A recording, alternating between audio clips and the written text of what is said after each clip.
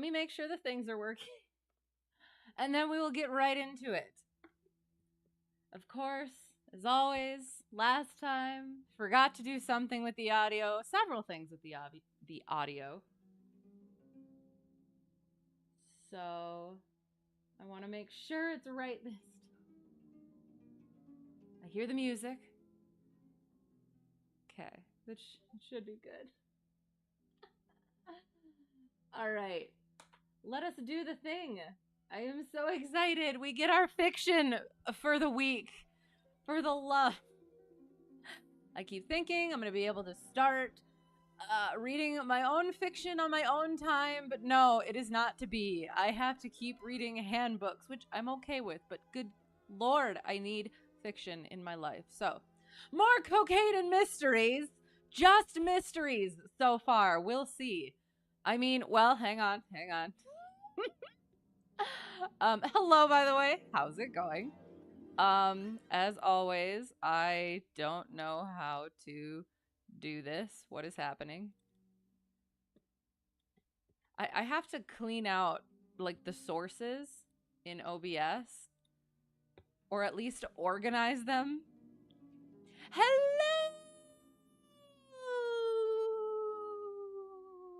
Echo. Hi. How's it going? I am incredibly tired as well, so you're gonna get a lot of that this evening, apparently. I'm sorry. Also, not sorry. Good evening. How's it going? Long time no see. I hope things are well. I hope that was a good evening. I feel like I stressed the wrong syllable. Good evening. Yeah. 5.5 out of 10. Self-rate.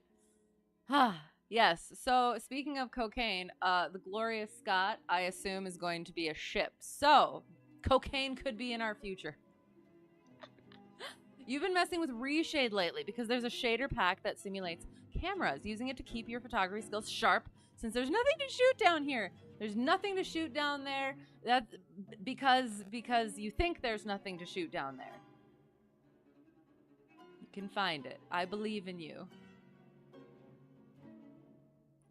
So what is reshade? What does reshade do?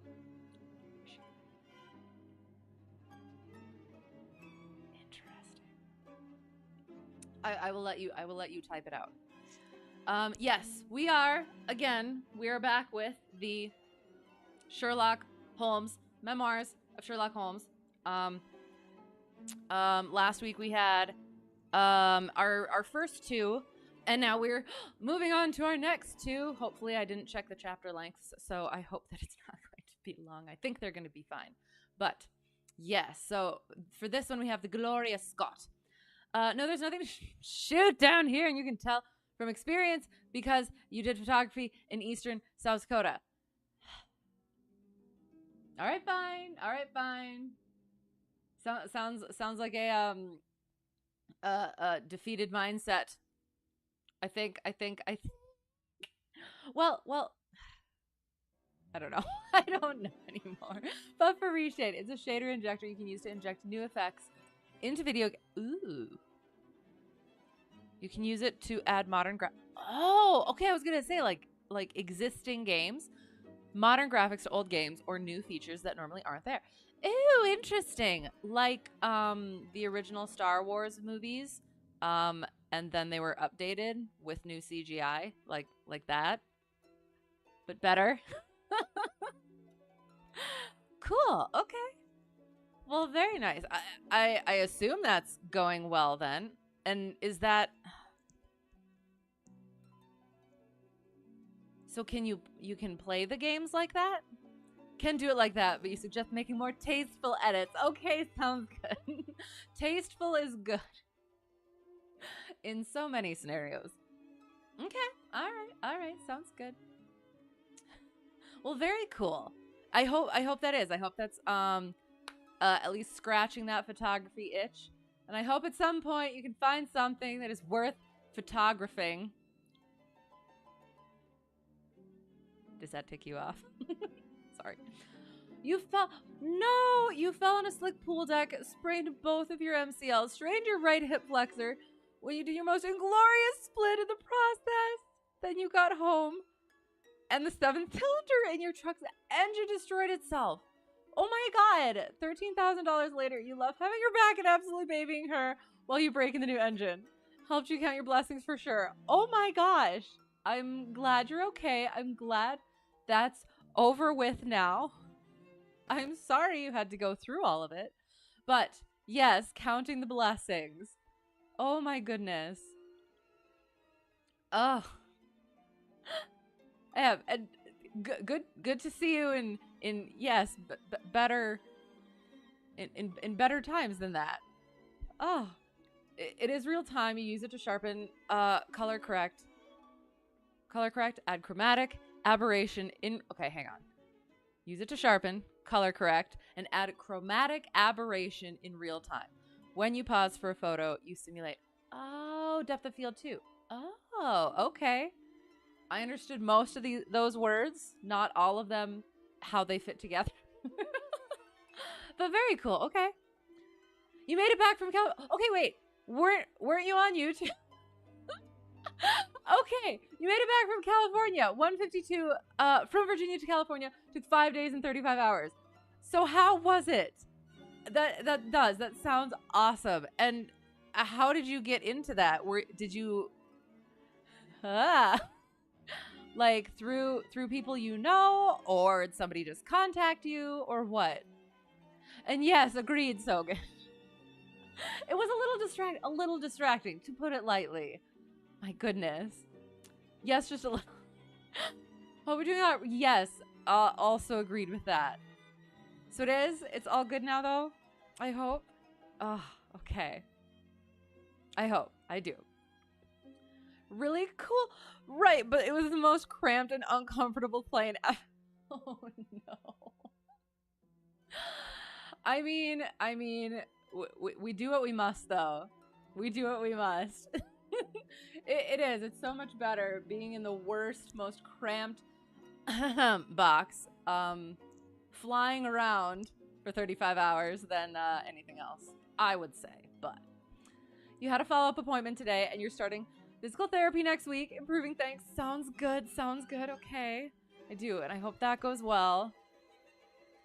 And I would say make sure you do your physical therapy. I had to do physical therapy at one point, and I didn't do it right, and I think I messed myself up. So, definitely do your physical therapy. But yes, that'll help. Flight school you work for. Oh, sold it to someone in Cali. Oh, okay. Did you airline back then? Or how did you do that? Suggest a stretching regimen once healed up. Yes, stretch the ligaments, prevent future injuries. Right, yeah. Did 11.1 hours on the 3rd day. Good lord. Okay. Clearly it went fine though. So wow, that's a bit. With how many stops then? Yes, ma'am. Okay, yes, sounds good. I did. I should have done better, and yeah, I will do better. I'm working on doing better. So tendons, one of those. Yes, exactly. You were on the red eye last night. Okay. Got home by 12 today. Nice. Excellent. Oh, well, I am. I'm glad that went well. No issues or anything, and just excellent adventuring. Awesome. Oh, very, very fun. Okay. All right. We shall get into it. The Gloria Scott. And again, I do believe that is a ship because it is in quotes, and that's how you tell. Because I read books and I know things. That's what I do. I read books and know things, kind of. Wouldn't say no issues. Okay. Like what? I would like to hear. While you're typing, we shall begin. So, the Gloria Scott. I have some papers here, said my friend Sherlock Holmes, as we sat one winter's night on either side of the fire, which I really think, Watson, that it would be worth your while to glance over. These are the documents in the extraordinary case of the Gloria Scott, and this is the message which struck Justice of the Peace Trevor dead with horror when he read it. He had picked from a drawer a little tarnished cylinder, and undoing the tape, he handed me a short note scrawled upon a half-sheet of slate gray paper. Of slate gray paper. Slate gray paper? I'm not sure how that hyphen goes. The supply of game for London is going steadily up, it ran. Headkeeper Hudson, we believe, had been now told to receive all orders for fly paper and for preservation of your hen pheasant's life. As I glanced up from reading this enigmatical message, I saw Holmes chuckling at the expression upon my face. "You look a little bewildered," said he. "I cannot see how such a message as this could inspire horror. It seems to me to be rather grotesque than otherwise." "Very likely, yet the fact remains that the reader, who was a fine, robust old man, was knocked clean down by it as if it had been the butt end of a pistol." "You arouse my curiosity," said I. "But why did you say just now that there were very particular reasons why I should study this case?" "Because it was the first in which I was ever engaged." I had often endeavored to elicit from my companion what had first turned his mind in the direction of criminal research, but had never caught him before in a communicative humor. Now he sat forward in his armchair, and spread out the documents upon his knees. Then he lit his pipe and sat for some time smoking and turning them over. Hello, how is it going? I hope you're well. It is good to see you. Yay! We're just starting the Gloria Scott. And there was an enigmatical message, and it's apparently the first story, case that Sherlock has ever done. Good, excellent. I am well. I was supposed to go flying since Tuesday and was not able to. That's a story for the end. So yes, but working on stuff and busy and somewhat sleepy. So it's going to be interesting this evening. But yes, I am. I'm glad you're well. We are placing bets when the cocaine gets involved. How do I do that? There should be a way. There should be like a little thing. Command bet. But yes, I am. I'm sure it's going to come up, especially now that you've said it. "You never heard me talk of Victor Trevor?" he asked. "He was the only friend I made during the 2 years I was at college. I was never a very sociable fellow, Watson, always rather fond of moping in my rooms and working out my own little methods of thought, so that I never mixed much with the men of my year. Bar fencing and boxing, I had few athletic tastes, and then my line of study was quite distinct from that of the other fellows, so that we had no points of contact at all. Trevor was the only man I knew, and that only through the accident of his bull terrier freezing onto my ankle one morning as I went down to chapel." You say at about a third into it? A third into the night or a third into the story? Because that is a distinction. "You'll probably go flying this weekend now that your car is fixed?" "Yes! Nice. Excellent. Just tootling around, or do you have places to go specifically?" "Nice. Oh, I'm glad." All right. I'm ready for this. "First day, headed to Tennessee. After your first stop in North Carolina, headed out over the mountains." Okay, 150. 150 or 152?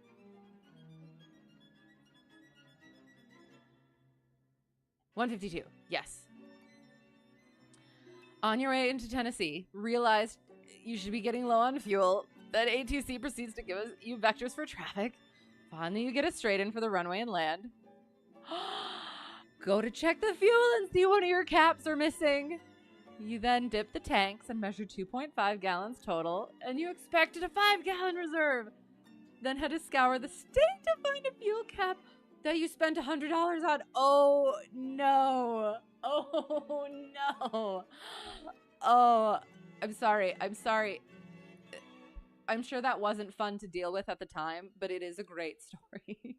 A third into the story. Okay, all right. Sounds good. We'll have to check. "As soon as the cocaine comes, we got to mark that spot, and then we'll have to divide the pages. The engine began running rough at one point on final and expected to end up in a field. So you didn't. Okay. Did you find out why it did? Carb ice, question mark? Probably just flying around. Rarely do you have a destination. Fair. Yeah, it's hard because sometimes it's like, I love just being up there, but at the same time, it almost feels like, I don't know, I can't justify it. At least like the rental cost. Since you have your own plane, it's probably a bit easier. But like I always feel like I need a destination. But yet we don't. You know what I mean? It's so freeing, but yet I don't know what it is. But that'll be fun. Think it was sorry, I bit my lip. Think it was sucking in air with the open. Oh, fuel tank and low fuel levels. Oh, interesting. Okay. Oh, that sounds frightening. Okay. Need to put more hours into the sim again. Your skills are degrading. Just so tired lately. Fair. I hope it's going well though. But yes, I hope you get to fly soon as well. That'll be good. Definitely. The open tank had barely any fuel at all. I feel that checks out. Oh no. Oh, like, yes, that is. Listening to it now, it's like, oh yeah, great story. But like actually imagining it happening sounds very frightening. But I'm glad that it went well. Like, yeah, better than it could have. So yes, good. Oh, excellent. I feel like the rest of the flight, the caps were triple, quadruple checked. I would think so. Okay. Oh shoot, what was his name? Victor Trevor. Gosh darn it. Ah! Sorry, my mouse is... Oh, there we go. Okay. So the bull terrier, freezing onto the ankle. It was a prosaic way of forming a friendship, but it was effective. I was laid by the heels for 10 days, but Trevor used to come in to inquire after me. At first, it was only a minute's chat, but soon his visits lengthened, and before the end of the term, we were close friends. He was a hearty, full-blooded fellow, full of spirits and energy, the very opposite to me in most respects, but we had some subjects in common, and it was a bond of union when I found that he was as friendless as I, apart from the bull terrier. Finally, he invited me down to his father's place at Donathorpe in Norfolk, and I accepted his hospitality for a month of the long vacation. Going over to people's places for a month seems different. Old Trevor was evidently a man of some wealth and consideration, a JP, and a landed proprietor. Donathorpe is a little hamlet just to the north of Langmere, in the country of the Broads. The house was an old... Every time. The house was an old-fashioned, widespread, oak-beamed brick building with a fine, lime-lined avenue leading up to it. There was excellent wild duck shooting in the fens, remarkably good fishing, a small but select library, taken over, as I understood, from a former occupant, and a tolerable cook, so that he would be a fastidious man who could not put in a pleasant month there. Trevor Sr. was a widower, and my friend his only son. When you measured the tanks, your buddy and you looked at each other with wide eyes, I can imagine. Oh. Just a big ol' oopsies. Oh my gosh. One nice thing about owning is having the freedom to go whenever and no time constraints. Right, exactly. So that'll be good. Are you gonna like practice any maneuvers at all, or it's just gonna be just doing the things? I get stuck in like study and practice brain, and I really need to do just like some fun stuff. So I hope it is. I hope it's just gonna be fun when you go. It is not. No, your team is on the verge of mutiny. Why? On the plus side, impress your supervisor because you taught an old lady how to use Google Images to identify her security equipment. Oh, very nice. Good on you. Sorry about the rest. Oh no. Hello. How's it going? Hope you're well. The things. Oh yes, all of the things, and then some more of the things. You know, all depends. If you have a passenger, it will probably be $100 hamburger. Nice. Somewhere you've been before, or are you gonna try somewhere new? Excellent. Yeah, that'll be fun. Okay, there had been a daughter, I heard, but she had died of diphtheria. Diphtheria, or is it diphtheria? I don't know. Diphtheria while on a visit to Birmingham. The father interested me extremely. He was a man of little culture, but with a considerable amount of rude strength, both physically and mentally. He knew hardly any books, but he had traveled far, had seen much of the world, and had remembered all that he had learned. In person, he was a thick-set, burly man with a shock of grizzled hair, a brown, weather-beaten face, and blue eyes which were keen to the verge of fierceness. Yet he had a reputation for kindness and charity on the countryside, and was noted for the leniency of his sentences from the bench. One evening, shortly after my arrival, we were sitting over a glass of port after dinner, when young Trevor began to talk about those habits of observation and inference which I had already formed into a system, although I had not yet appreciated the part which they were to play in my life. The old man evidently thought that his son was exaggerating in his description of one or two trivial feats which I had performed. Trivial feats. Sorry.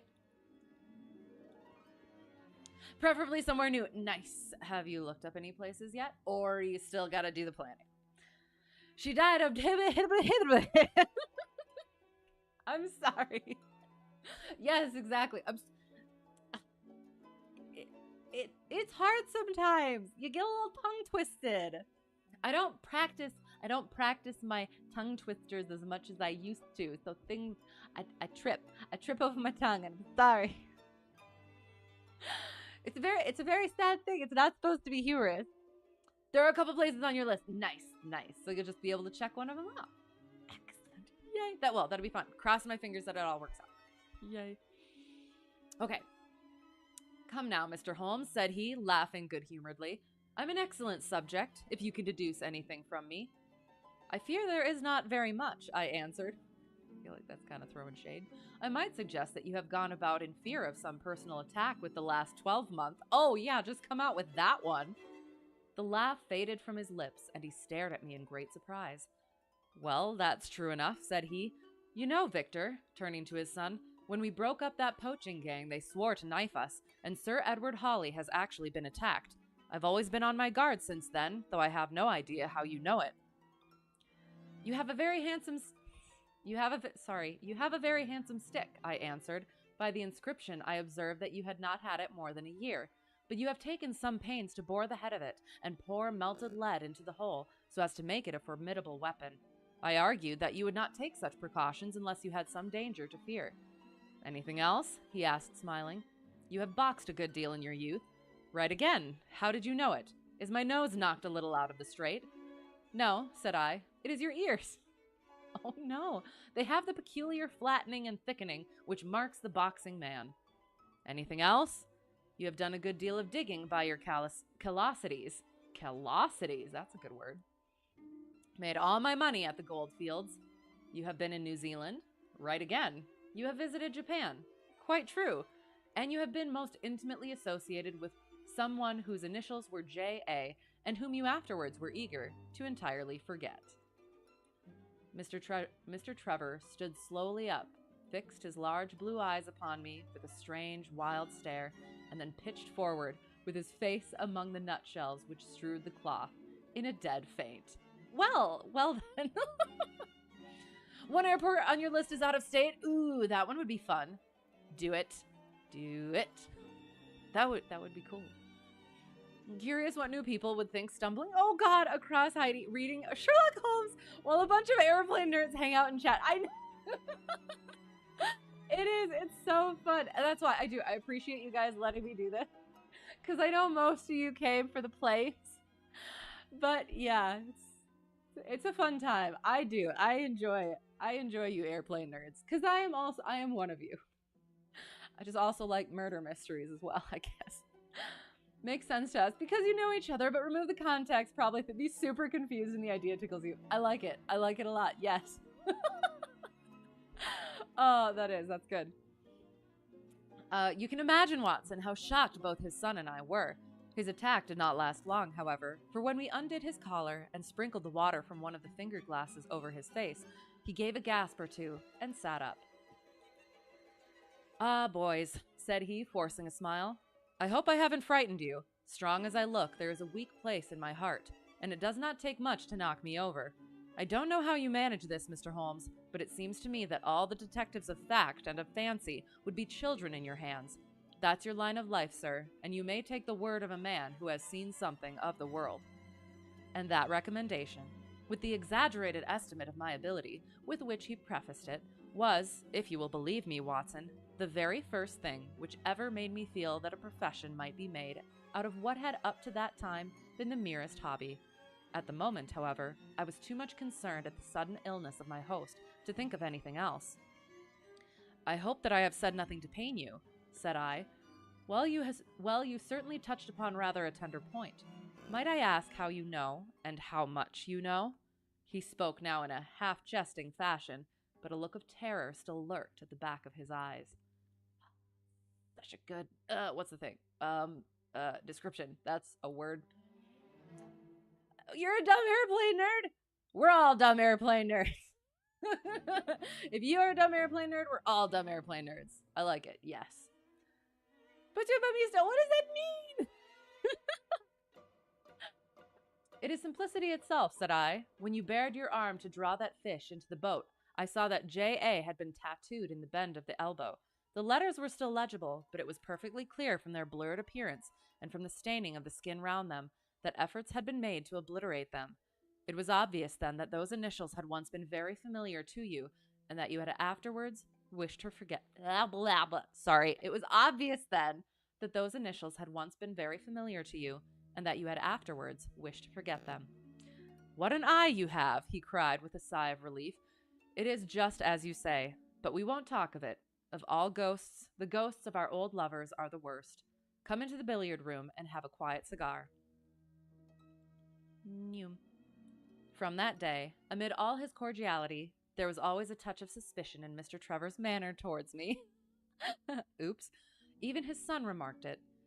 You've given the governor such a turn, said he, that he'll never be sure again of what you know, and what you don't know. He did not mean to show it, I am sure, but it was so strongly in his mind that it peeped out at every action. At last I became so convinced that I was causing him uneasiness that I drew my visit to a close. On the very day, however, before I left, an incident occurred which proved in the sequel to be of importance. We were sitting out upon the lawn on garden chairs, the three of us, basking in the sun and admiring the view across the Broads, when a maid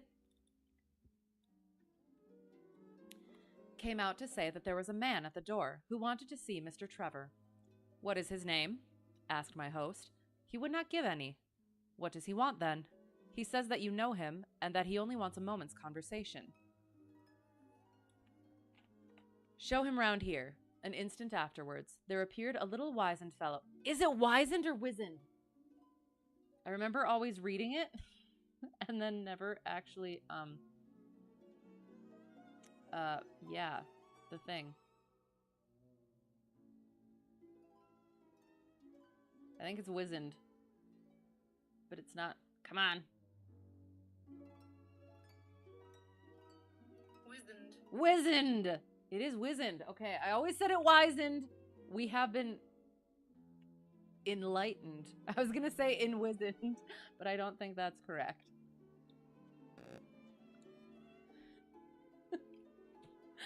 Anyway.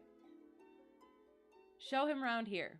An instant afterwards, there appeared a little wizened fellow with a cringing manner and a shambling style of walking. He wore an open jacket with a splotch of tar on the sleeve, a red and black check shirt, dungaree trousers, and heavy boots badly worn. His face was thin and brown and crafty, with a perpetual smile upon it, which showed an irregular line of yellow teeth, and his crinkled hands were half closed in a way that is distinctive of sailors. As he came slouching across the lawn, I heard Mr. Trevor make a sort of hiccuping noise in his throat, and jumping out of his chair, he ran into the house. He was back in a moment, and I smelt a strong reek of brandy as he passed me. Well, my man, said he, what can I do for you? The sailor stood looking at him with puckered eyes and with the same loose-lipped smile upon his face. You don't know me? He asked. Why, dear me, it is surely Hudson, said Mr. Trevor in a tone of surprise. Hudson it is, sir, said the seaman. Why, it's 30 year and more since I saw you last. Here you are in your house, and me still picking my salt meat out of the harness cask.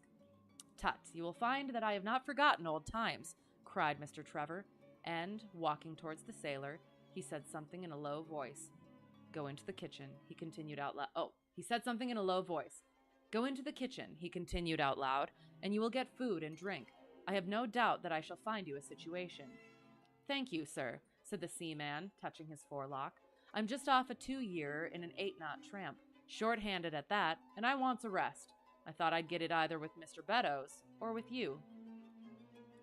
Ah, cried Trevor, you know where Mr. Beddoes is.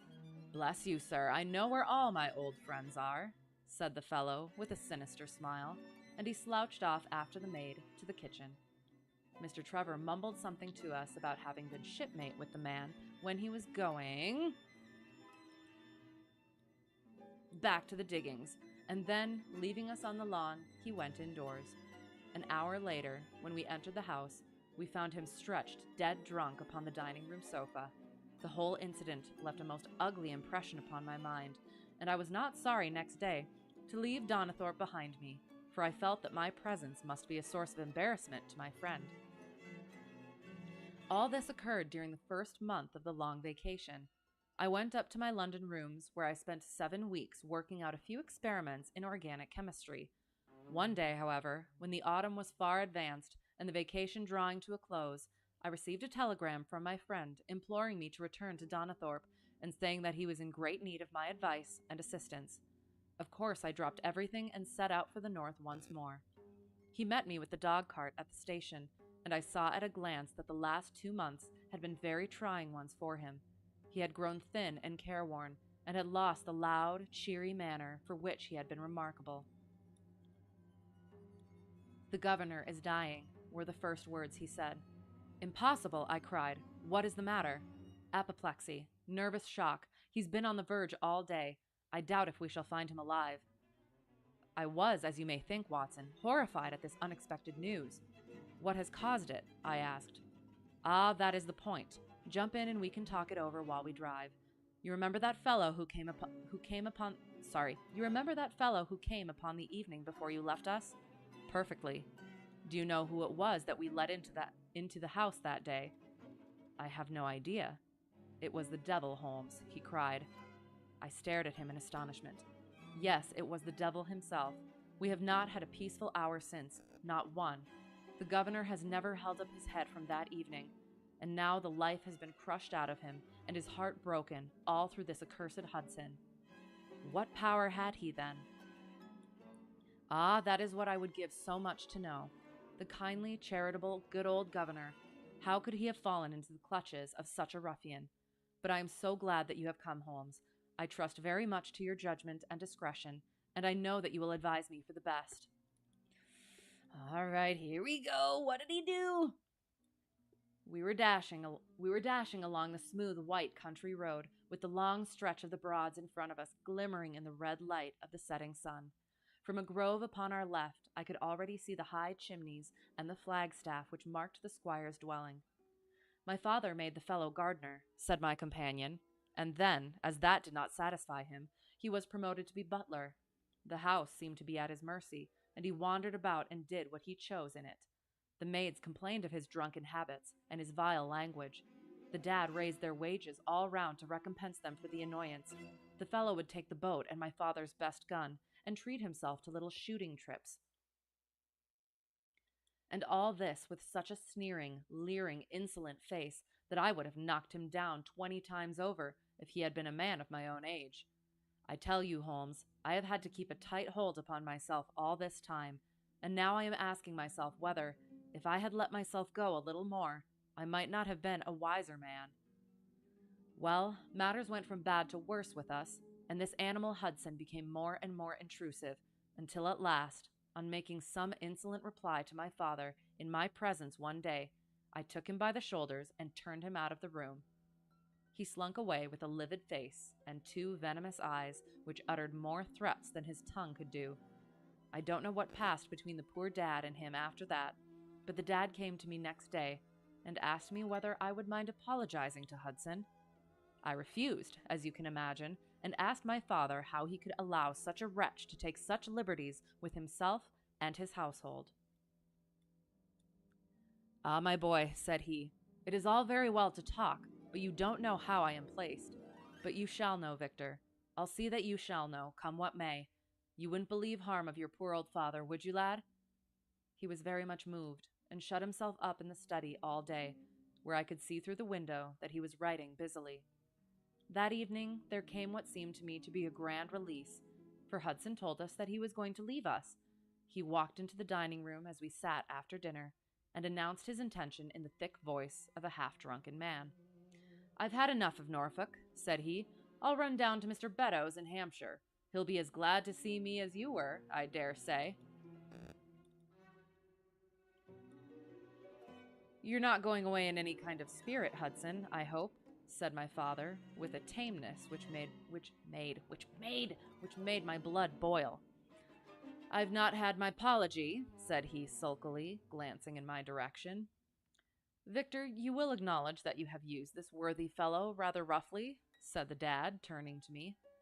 "On the contrary, I think that we have both shown extraordinary patience towards him," I answered. "Oh, you do you?" he snarls. "Very good, mate. We'll see about that." He slouched out of the room, and half an hour afterwards left the house, leaving my father in a state of pitiable nervousness. Night after night I heard him pacing his room, and it was just as he was recovering his confidence that the blow did at last fall. "And how?" I asked eagerly. "In a most extraordinary fashion. A letter arrived from my father yesterday evening, bearing the Fordingbridge postmark." My father read it, clapped both his hands to his head, and began running round the room in little circles, like a man who has been driven out of his senses. When I at last drew him down onto the sofa, his mouth and eyelids were all puckered on one side, and I saw that he had a stroke. Dr. Fordham came over at once. We put him to bed, but the paralysis has spread. He has shown no sign of returning consciousness, and I think that we shall hardly find him alive." "You horrify me, Trevor," I cried. "What then could have been in this letter to cause so dreadful a result?" "Nothing. There lies the inexplicable part of it. The message was absurd and trivial. Ah, my God, it is as I feared." As he spoke, we came round the curve of the avenue, and saw in the fading light that every blind in the house had been drawn down.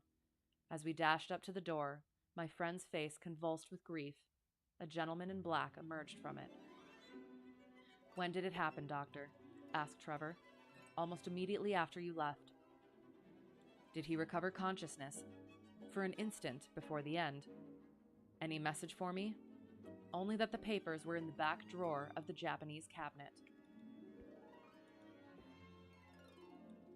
My friend ascended with the doctor to the chamber of death, while I remained in the study, turning the whole matter over and over in my head, and feeling as somber as ever I had done in my life. What was the past of this Trevor, pugilist, traveler, and gold digger? That's a little different now. And how had he placed himself in the power of this acid-faced seaman? Why, too, should he faint at an allusion to the half-effaced initials upon his arm, and die of fright when he had a letter from Fordingham?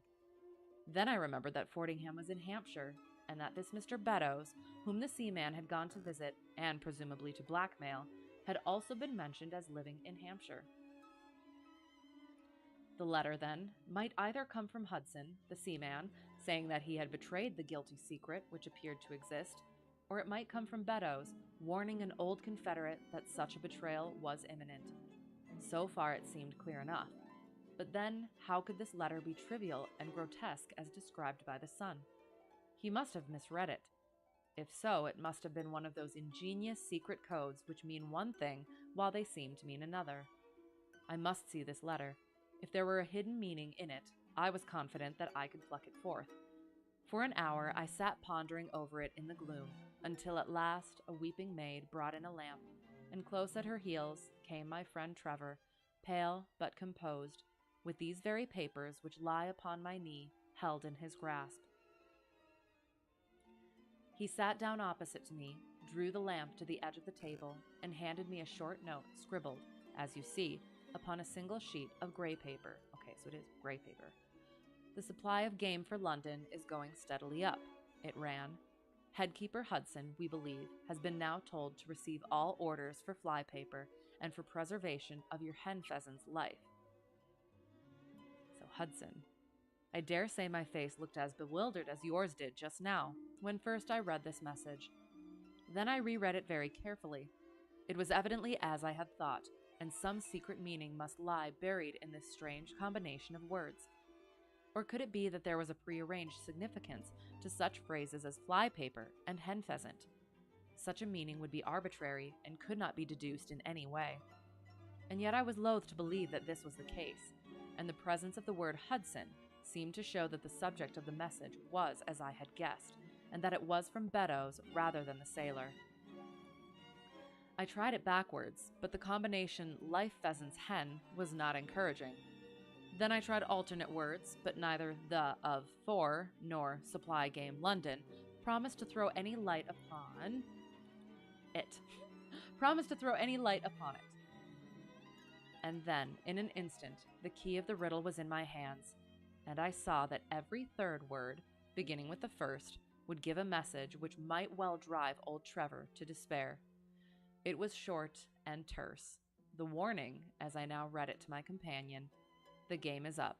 Hudson has told all. Fly for your life. Ooh, okay. Victor Trevor sank his face into his shaking hands. It must be that, I suppose, said he. This is worse than death, for it means disgrace as well. But what is the meaning of these head keepers and hen pheasants? It means nothing to the message, but it might mean a good deal to us if we had no other means of discovering the sender. You see that he has begun by writing, "The game is," and so on. Afterwards, he had to fulfill the prearranged cipher to fill in any 2 words in each space. He would naturally use the first words which came to his mind, and if there were so many which referred to sport among them, you may be tolerably sure that he is either an ardent shot or interested in breeding. Do you know anything of this Beddoes? Why, now that you mention it, said he, I remember that my poor father used to have an invitation from him to shoot over his preserves every autumn. Then it is undoubtedly from him that the note comes, said I. It only remains for us to find out what this secret was which the sailor Hudson seems to have held over the heads of these 2 wealthy and respected men. Alas, Holmes, I fear that it is one of sin and shame, cried my friend. But from you I shall have no secrets. Here is the statement which was drawn up by my father when he knew that the danger from Hudson had become imminent. I found it in the Japanese cabinet, as he told the doctor. Take it and read it to me, for I have neither the strength nor the courage to do it myself. These are the very papers, Watson, which he handed to me, and I will read them to you, as I read them in the old study that night to him. They are endorsed outside, as you see, some particulars of the voyage of the bark Gloria Scott, from her leaving Falmouth, we'll go with that, on the 8th October, 1855, to her destruction in north latitude 15 degrees 20 minutes, right? West longitude 25 degrees 14 minutes, on November 6th. It is in the form of a letter and runs in this way. My dear, dear son, now that approaching disgrace begins to darken the closing years of my life, I can write with all truth and honesty that it is not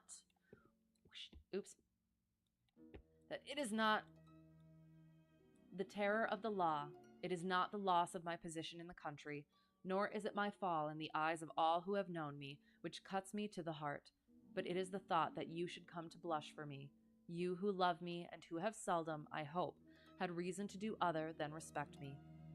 But if the blow falls, which is forever hanging over me, then I should wish you to read this, that you may know straight from me how far I have been to blame. On the other hand, if all should go well, which may kind God Almighty grant, then if by any chance this paper should be still undestroyed and should fall into your hands, I conjure you, by all you hold sacred, by the memory of your dear mother, and by the love which had been between us, to hurl it into the fire and to never give one thought to it again. If the blow falls, does that count? Does that count towards the bet? We'll say it does. We'll say it does just because I'm curious whether or not it works. Hang on, where was it? Was it here? Blow falls. Boom. We're gonna bookmark it. God dang it. Where's book? Oh, Probably up here on this side. There we go. We got it bookmarked. We'll check it. Oh, when the blow. You've been waiting. All right. Hurl it into the fire. Never give one thought to it again. If then your eye goes on to read this line, blows, blow, line. I know that I shall already have been exposed and dragged from my home, or, as is more likely, for you know that my heart is weak, by lying with my tongue sealed forever in death. In either case, the time for suppression is past, and every word which I tell you is the naked truth, and this I swear as I hope for mercy. I feel like you've done more to corrupt than to do anything useful around here. I was gonna say that is useful, then I'm like, that doesn't sound right. You've done just as much usefulness as corrupting, which also, I guess, makes it sound bad because that's a lot of corrupting. It's fun. I enjoy it.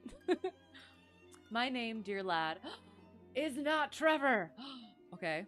My name, dear lad, is not Trevor. I was James Armitage in my younger days, and you can understand now the shock that it was to me a few weeks ago when your college friend addressed me in words which seemed to imply that he had surprised? I feel like it's supposed to be surmised. Surprised my secret.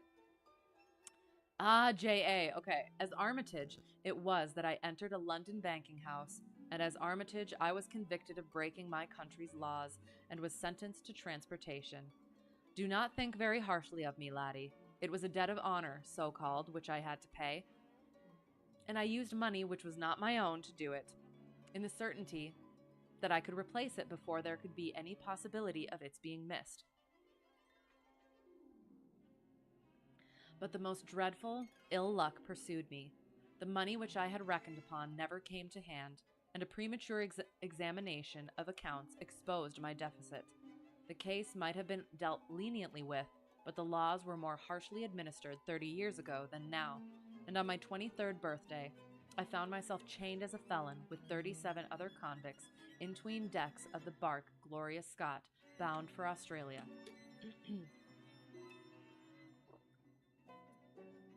It's useful that you corrupt. Makes you sound like a predator. No. There are two distinct things. You've just done as much of one as the other. But again, either that means you've done very little usefully or very much corruptedly, and that is, yeah.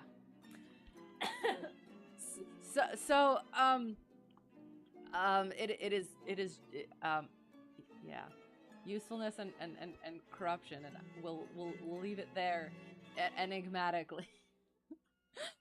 Help, you're being attacked by a dog, just like Sherlock Holmes was at the beginning of this, which led to the story. I assume in quite a lovely way, though, as well. Yes? How is Pepper? I hope well. Okay. It was the year 55 when the is it Crimean? Crimean. I keep wanting to say Crimean War was at its height, and the old convict ships had been largely used as transports in the Black Sea. The government was compelled, therefore, to use smaller and less suitable vessels for sending out their prisoners. The Gloria Scott had been in the Chinese tea trade, but she was an old-fashioned, heavy-bowed, broad-beamed craft, and the new clippers had cut her out. She was a 500-ton boat, and besides her 38 jailbirds, she carried 26 of a crew, 18 soldiers, a captain, 3 mates, a doctor, a chaplain, and 4 warders. Nearly 100 souls were in her, all told, when we set sail from Falmouth. Man, how things have gone full circle. Yes. I love that. Yes, he's good. Literally just gave it. Yes. You as you asked that question. Oh, cute. Oh, yay. Oh, I love that. Hello, Pepper. You get him. Nicely and kindly. And affectionately. The partitions between the cells of the convicts, instead of being of thick oak, as is usual in convict ships, were quite thin and frail. The man next to me upon the aft side was one whom I had particularly noticed when we were led down the quay. He was a young man with a clear, hairless face, a long, thin nose, and rather nutcracker jaws. He carried his head very jauntily in the air, had a swaggering style of walking, and was, above all else, remarkable for his extraordinary height. I don't think any of our heads would have come up to his shoulder, and I am sure that he could not have measured less than 6.5 feet. It was strange among so many sad and weary faces to see one which was full of energy and resolution. The sight of it was to me like a fire in a snowstorm. I was glad then to find that he was my neighbor, and gladder still when, in the dead of the night, I heard a whisper close to my ear, and found that he had managed to cut an opening in the board which separated us. "Hello, chummy," said he. "What's your name, and what are you here for?" I answered him, and asked in turn who I was talking with. "I'm Jack Prendergast," said he, "and by God, you'll learn to bless my name before you've done with me." I remembered hearing of his case, for it was one which had made an immense sensation throughout the country some time before my own arrest. He was a man of good family and of great ability, but on incurably vicious habits, who had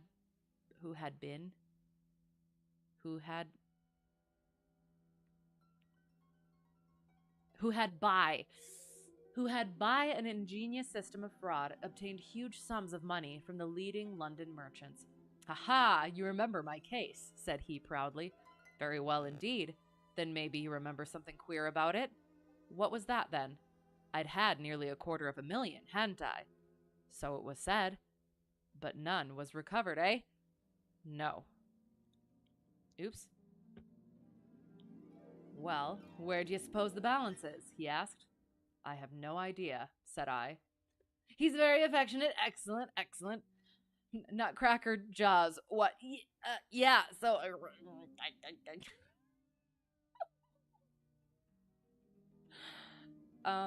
I'm just gonna slide right past that. Does your Steve Harvey Vietnam flashback face come across my text? Yes, now it does. I love it. Debating on if you should sim or not. There's never any debate. You should sim. Definitely. I hope it goes well. I hope you find a good place to go, to start from, and then to go. It'll be good. It'll be fun. Where do you suppose the balance is? No idea. Right between my finger and thumb, he cried. By God, I've got more pounds to my name than you've hairs on your head. And if you've money, my son, and know how to handle it and spread it, you can do anything. Now you don't think it likely that a man who could do anything is going to wear his breeches out sitting in the stinking hold of a rat-gutted, beetle-ridden, moldy old coffin of a China coaster. No, sir, such a man will look after himself and will look after his chums. You may lay to that. You hold on to him, and you may kiss the book that he'll haul you through. That was his style of talk, and at first I thought it meant nothing. But after a while, when he had tested me and sworn me in with all possible solemnity, he let me understand that there really was a plot to gain command of the vessel. Oh, a dozen of the prisoners had hatched it before they came aboard. Prendergast was the leader, and his money was the motive power. "I'd a partner," said he, "a rare good man, as true as a stock to a barrel. He's got the dibs, he has, and where do you think he is at this moment? Why, he's the chaplain of this ship. The chaplain, no less. He came aboard with a black coat and his papers right, and money enough in his box to buy the thing right up from keel to main truck. The crew are his, body and soul. He could buy 'em at so much a gross with a cash discount, and he did it before ever they signed on. He's got 2 of the warders and Maria, the second mate, and he'd get the captain himself if he thought him worth it." "What are we to do, then?" I asked. "What do you think?" said he. "We'll make the coats of some of these We'll make the coats of some of these soldiers redder than ever the tailor did." "But they are armed," said I. "And so shall we be, my boy. There's a brace of pistols for every mother's son of us, and if we can't carry this ship, with the crew at our back, it's time we were all sent to a young Mrs. boarding school. You speak to your mate upon the left tonight and see if he is to be trusted." Am I still working on my CFI training? Yes, yes, I am. It is going. It's getting slightly better. As I'm getting past just like the first hurdle of getting into it. But yeah, it is. It's still different, and it's a lot. But yeah, working on it. Need to readjust the settings for the sim first. Okay, all right. So do that first, and then sim. There we go. Perfect. I did so, and found my other neighbor to be a young fellow in much the same position as myself, whose crime had been forgery. His name was Evans, but he afterwards changed it like myself, and he is now a rich and prosperous man in the south of England. He was ready enough to join the conspiracy as the only means of saving ourselves, and before we had crossed the bay, there were only 2 of the prisoners who were not in the secret. One of these was of weak mind, and we did not dare to trust him, and the other was suffering from jaundice and could not be of any use to us. From the beginning, there was really nothing to prevent us from taking possession of the ship. The crew were a set of ruffians, specially picked for the job. The sham chaplain came into our cells to exhort us, carrying a black bag, supposed to be full of tracts, and so often did he come that by the 3rd day we had each stowed away at the foot of our beds a file, a brace of pistols, a pound of powder, and 20 slugs. 2 of the warders were agents of Prendergast, and the second mate was his right-hand man. The captain, the 2 mates, 2 warders, Lieutenant Martin, his 18 soldiers, and the doctor were all that we had against us. Yet, safe as it was, we determined to neglect no precaution and to make our attack suddenly by night. It came, however, more quickly than we expected, and in this way. One evening, about the 3rd week after our start, the doctor had come down to see one of the prisoners who was ill, and putting his hand down on the bottom of his bunk, he felt the outline of the pistols. If he had been silent, he might have blown the whole thing, but he was a nervous little chap, so he gave a cry of surprise and turned so pale that the man knew what was up in an instant and seized him. He was gagged before he could give the alarm and tied down upon the bed. He had unlocked the door that led to the deck, and we were through it in a rush. The 2 sentries were shot down, and so was a corporal who came running to see what was the matter. There were 2 more soldiers at the door of the stateroom, and their muskets seemed not to be loaded, for they never fired upon us, and they were shot while trying to fix their bayonets. Then we rushed on into the captain's cabin, but as we pushed open the door, there was an explosion from within, and there he lay, with his brains smeared over the chart of the Atlantic, which was pinned upon the table, while the chaplain stood with a smoking pistol in his hand at his elbow. The 2 mates had both been seized by the crew, and the whole business seemed to be settled. The stateroom was next the cabin, and we flocked in there and flopped down on the settees, all speaking together, for we were just mad with the feeling that we were free once more. There were lockers all round, and Wilson, the sham chaplain, knocked one of them in and pulled out a dozen of brown sherry. We cracked off the necks of the bottles, poured the stuff out into tumblers, and were just tossing them off, when in an instant, without warning, there came the roar of muskets in our ears, and the saloon was so full of smoke that we could not see across the table. When it cleared again, the place was a shambles. Wilson and 8 others were wriggling on the top of each other on the floor, and the blood and the brown sherry on the table turned me sick now when I think of it. We were so cowed by the sight that I think we should have given the job up, if it had not been for Prendergast. He bellowed like a bull and rushed for the door, with all that were left alive at his heels. Out we ran, and there on the poop were the lieutenant and 10 of his men. The swing skylights above the saloon table had been a bit open, and they had fired on us through the slit. We got on them before they could load, and they stood to it like men, but we had the upper hand of them, and in 5 minutes it was all over. My God, was there ever a slaughterhouse like that ship? Prendergast was like a raging devil, and he picked the soldiers up as if they had been children and threw them overboard, alive or dead. There was one sergeant that was horribly wounded and yet kept on swimming for a surprising time, until someone in mercy blew out his brains. When the fighting was over, there was no one left of our enemies except just the warders, the mates, and the doctor. Wow, okay. Jeez. Want to hear your experience in Greenville on your trip? Yes. If you say Greenville isn't green during the story, you're going to be upset. Oh no. Get it soon and can do your biennial. Okay. I will try. When's your biennial? So my CFI was gunning for September, but it's already halfway through August, and I'm like, I feel not even close. So I'm not even comfortable soloing right seat yet. Kind of. We'll get to that. But that would be cool. It was very green, but it was quite an experience. Okay, sounds good. You have an entire story about Agent G. Agent G gives you Half-Life vibes? Okay, sounds good. You can send the story. Okay. I am going to read that. We're almost done with this one, so we'll quick finish this, and I'm going to read that. Okay? Is that cool? Is that all right? Next month. Oh, gosh darn it. Okay, probably won't be then. Darn it. But we'll see. We'll see. I will. We'll finish this, and then I'm going to go through and read that. All right. I'm excited. I'm so interested. Okay. Oops. Oh, no. Oh, no. Gosh darn it. No. Sorry. God dang it. Sorry. Don't know how to use this freaking thing. Okay. God dang it.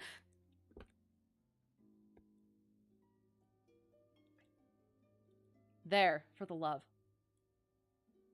It was over them that the great quarrel arose. There were many of us who were glad enough to win back our freedom, and yet who had no wish to have murder on our souls. It was one thing to knock the soldiers over with their muskets in their hands, and it was another to stand by while men were being killed in cold blood. 8 of us, 5 convicts and 3 sailors, said that we would not see it done. But there was no moving Isn't it Prendergast? Oh my god, have I been saying it wrong the whole time? Wasn't it Prendergast? Prendergast. Prender. God dang it. There was no moving Prendergast and those who were with him. Our only chance of safety lay in making a clean job of it, said he, and he would not leave a tongue with power to wag in a witness box. It nearly came to our sharing the fate of the prisoners, but at last he said that if we wished, we might take a boat and go. We jumped at the offer, for we were already sick of these bloodthirsty doings, and we saw that there would be worse before it was done. We were given a suit of sailor togs each, a barrel of water, 2 casks, one of junk and one of biscuits, and a compass.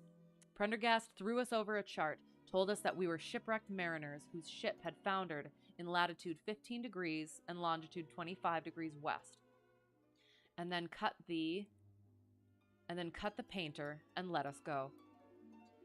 And now I come to the most surprising part of my story, my dear son.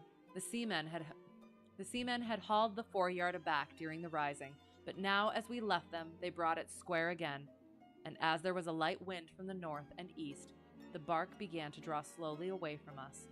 Our boat lay, rising and falling, upon the long, smooth rollers, and Evans and I, who were the most educated of the party, were sitting in the sheets working out our position and planning what coast we should make for.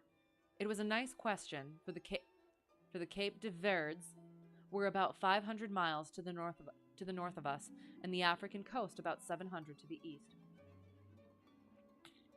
On the whole, as the wind was coming round to the north, we thought that Sierra Leone might be best, and turned our head in that direction, the bark being at that time nearly hull down on our starboard quarter.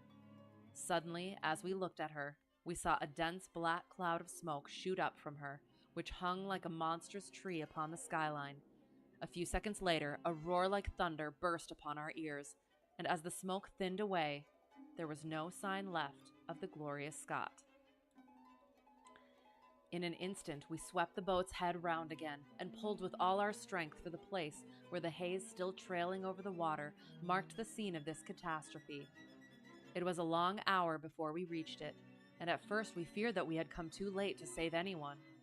A splintered boat and a number of crates and fragments of spars rising and falling on the waves showed us where the vessel had foundered, but there was no sign of life, and we had turned away in despair when we heard a cry for help, and saw at some distance a piece of wreckage with a man lying stretched across it. When we pulled him aboard the boat, he proved to be a young seaman of the name of Hudson, who was so burned and exhausted that he could give us no account of what had happened until the following morning. It seemed that after we had left, Prendergast and his gang had proceeded to put to death the 5 remaining prisoners. The 2 warders had been shot and thrown overboard, and so also had the 3rd mate. Prendergast then descended into the 'tween decks and with his own hands cut the throat of the unfortunate surgeon. There only remained the 1st mate, who was a bold and active man. When he saw the convict approaching him with the bloody knife in his hand, he kicked off his bonds, which he had somehow contrived to loosen, and rushing down the deck, he plunged into the afterhold. A dozen convicts, who descended with their pistols in search of him, found him with a matchbox in his hand, seated beside an open powder barrel, which was one of 100 carried on board, and swearing that he would blow all hands up if he were in any way molested. An instant later, the explosion occurred, though Hudson thought it was caused by the misdirected bullet of one of the convicts rather than the mate's match. Be the cause what it may, it was the end of the Gloria Scott and of the rabble who held command of her. Such, in a few words, my dear boy, is the history of this terrible business in which I was involved.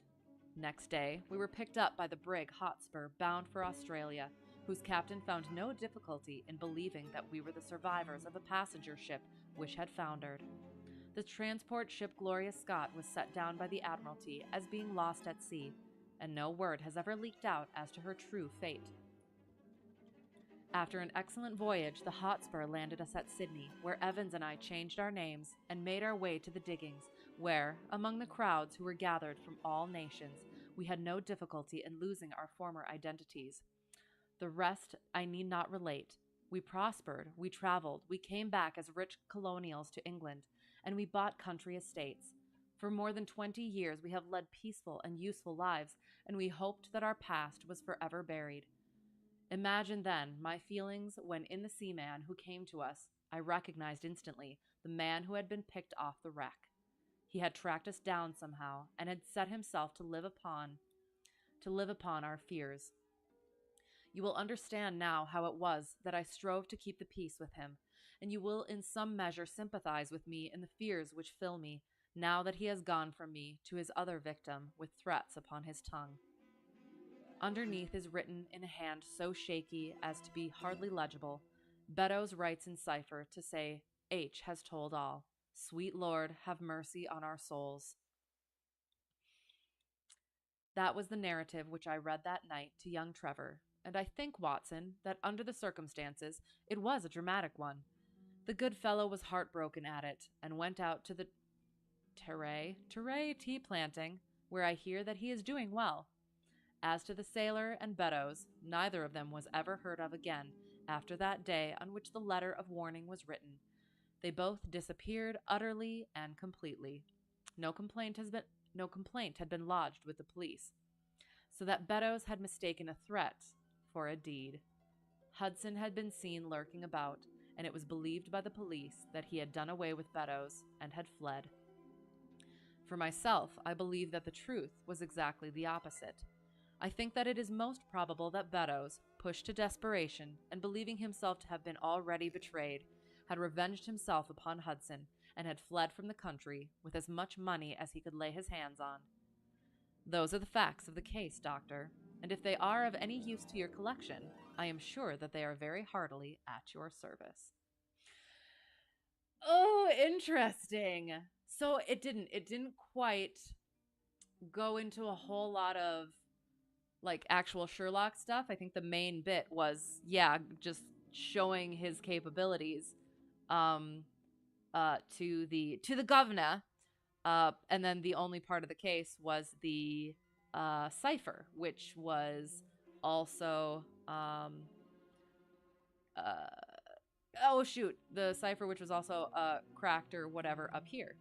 So it was a really good first Sherlock thing. First Sherlock puzzle.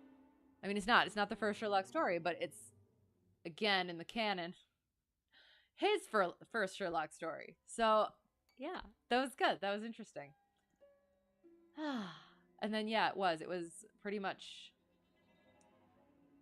usually it is Watson telling the stories, but in this one, it was Sherlock himself telling the story. So it is, he's kind of coming around to writing down and collecting the cases. So that's fun. All right, here is the story. Agent G. Have to tell the story of Agent G from Greenville. Greenville is Missouri, right? Flew into Greenville for the night, not realizing how small the town was. You arrive and figure you will get an Uber to your hotel. In the meantime, you walk over to the main building, which has a museum and security. Oh, that's fun. Doors unlocked and nobody is present. Soon find out there is no Uber in this town, but there is a sign with taxi services. You start from the bottom and call every number. Oh no. Each number is coming back as no longer in service, except for the top one. This is Agent G, Greenville's sole transportation service. He says he will be at us soon. Roughly 30 minutes go by. There's no sign of the agent. Call him multiple times to no avail. Finally, decide you should leave and go to another airport. Keep in mind it's about 10:30. All right. Try to go back to your aircraft, but it was a one-way door out of the gate, and you had to call a number to get back in. Okay, all right. The number only works during the day, so you weren't able to get in touch with anyone. You hear a door close somewhere on the field. You begin calling to the person to see if they can let you in. Instead of someone coming out to help you, a pit bull comes out from behind the abandoned hangar. Thankfully, he's on the other side of the fence. Laughed, thinking that we're lucky he is on the other side. It then proceeds to crawl through a small gap in the fence and run up to you.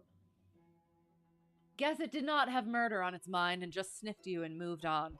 Both thought to yourselves, what, that could have been bad. Many minutes later, Agent G arrives, blasting 50 Cent with his wife in the passenger seat. He welcomes you, and you begin heading down the road. Asks you to sign his book, which he keeps to track who he gives rides to. Okay, you're the only ones in the book for the past few days. You get into town and realize it's a terrible area. Oh no! There are many closed stores lining the streets and people hanging out at every corner. Agent G decides to stop at 2 convenience stores during your drive without telling you his plan to do this. The remainder of the drive is fine, and you get to your hotel. He then proceeds to charge you $125 for a 20-minute ride. Even offered to charge you for $200 to include to drive in the morning. Declined, since after that had no intention of using him in the morning. Right. Then got into the hotel and had Chex Mix for dinner. Delicious. The only good part of the night was getting the snacks for free, since the person behind the desk couldn't figure out how to charge you. You'll never forget your night in Greenville. Oh my god. That was wild. Oh my goodness. That was a great write-up too. That was awesome. It was very, very well paced and very descriptive. I'm glad it all worked out. Glad you weren't mauled by a pit bull or stranded at the airport, outside of the airport. Yeah. And that you didn't starve for lack of Chex Mix. But yes, free Chex Mix is good. Yeah. If you've learned anything, do not want to visit Greenville. That sounds about right, yeah. Interesting.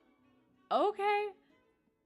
And I haven't had a whole lot, or no, let me think. Yeah, I've had very little experience with like airport transportation.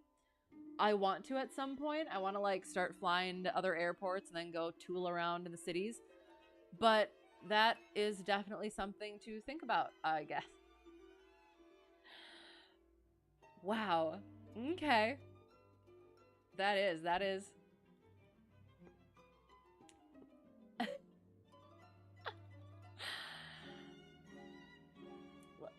It's almost like it's a mini story within a story. So I appreciate that. Thank you for writing that up, or having had that written up.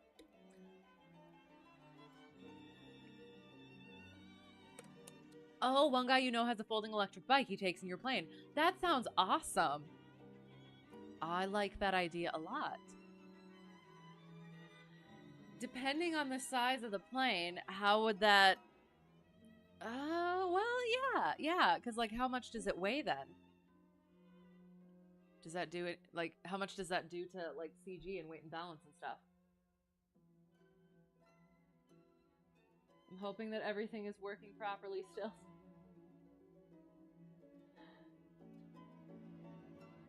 It's sounding okay?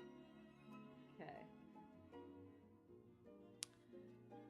You just wrote that real quick while you read the story? Oh my... Well, I read the story. That was awesome. It was. It was like... It was very, very...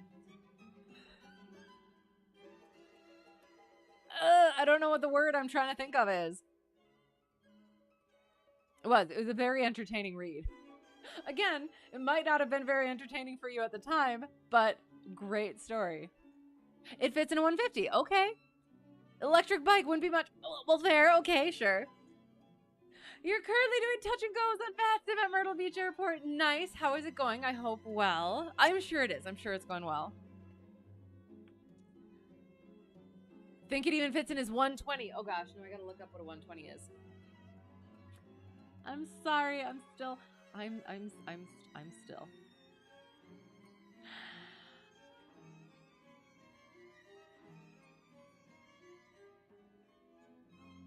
What was I looking up? Okay, sorry. A 120.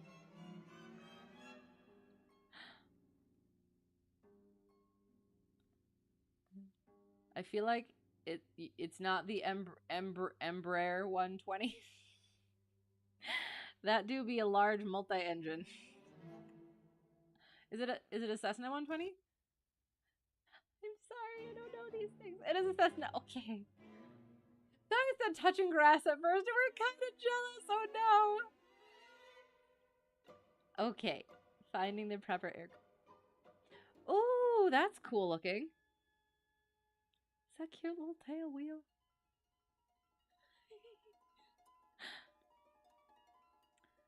I don't know if this is gonna like.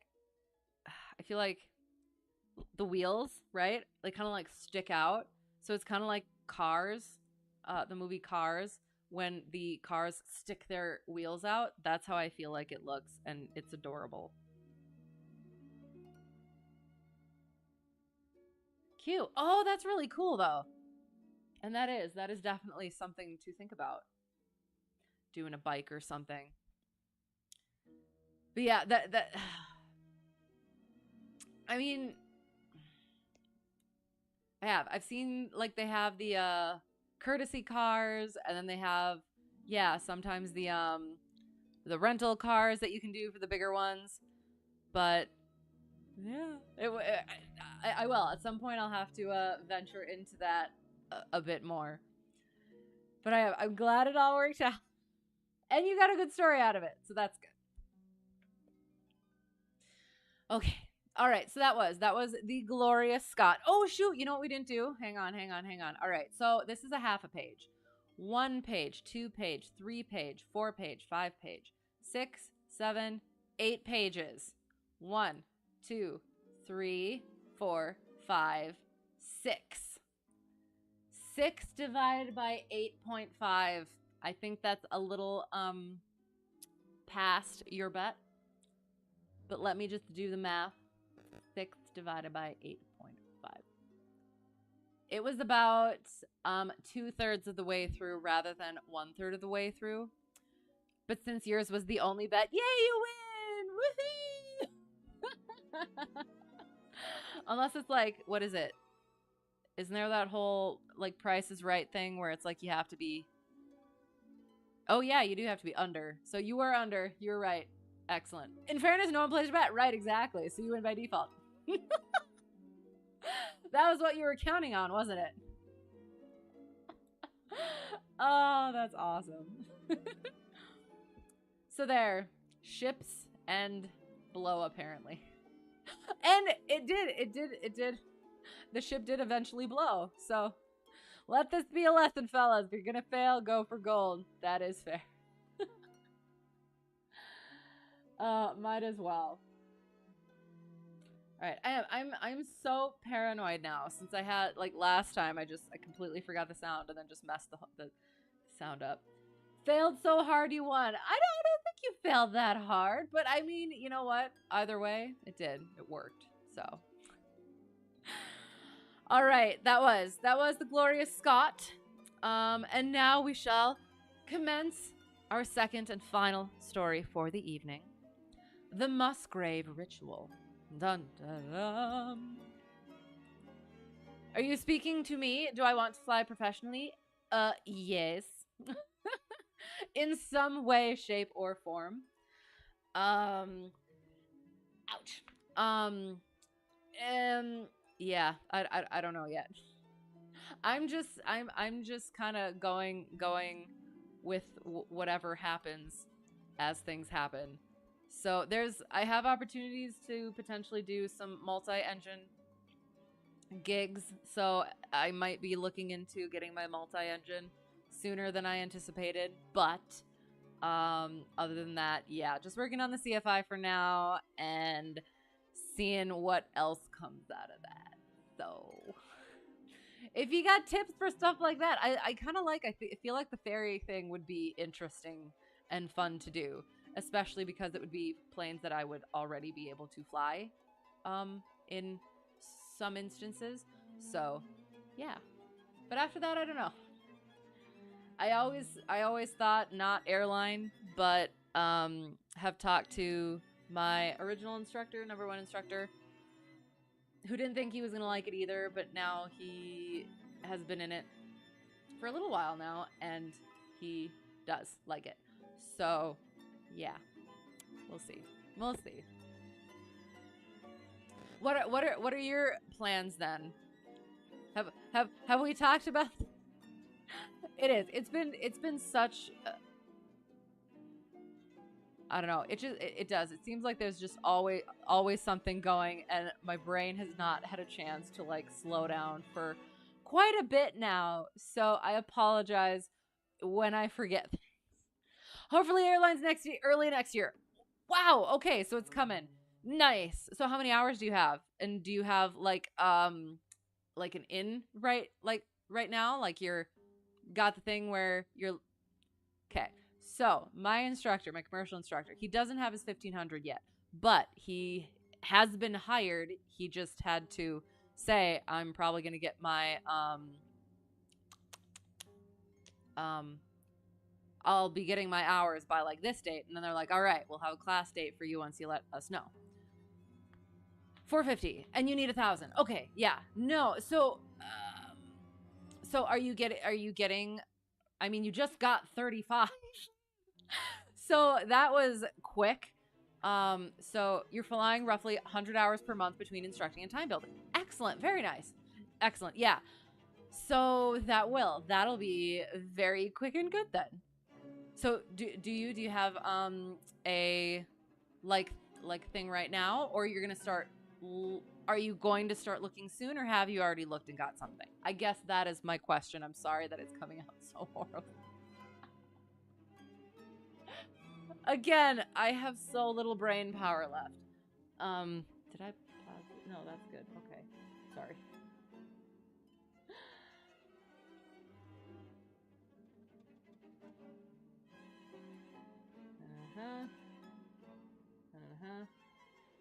Okay. And we're good. We're good. Oh. Are we? Okay. Okay. You interviewed with PSA and you still need to do a technical interview. Okay, okay. It's scheduled for the 28th, but you're going to push that back. Oh, get more hours in, or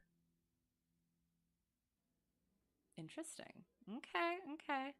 And PSA is what exactly? I will Google as you tell me.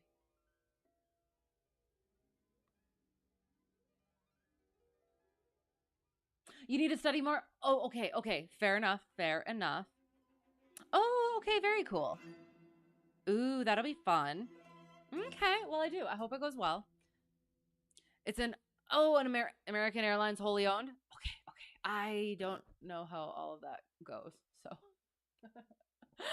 so okay, sounds good. Well, it will. Get that studying in, and it will. It'll be great. And it'll be that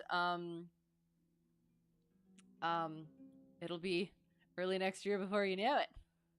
It's a public service announcement. I realized it as I said it, but also I was like, no, not going to say it. So you went ahead and said, and that's okay. Just a regional owned by American. Oh, okay. Sounds good. Okay. Yeah, I understand. It's one of those things where, like, I feel like I understand, but do I really? So I do. I believe I understand. But very cool. Oh, that'll be fun. That'll be nice. So fingers crossed for you. Feel like you won't need the fingers to be crossed. It'll just go well. But yeah, that'll be fun. So cool. Yay. All right. Okay. The Musgrave Ritual.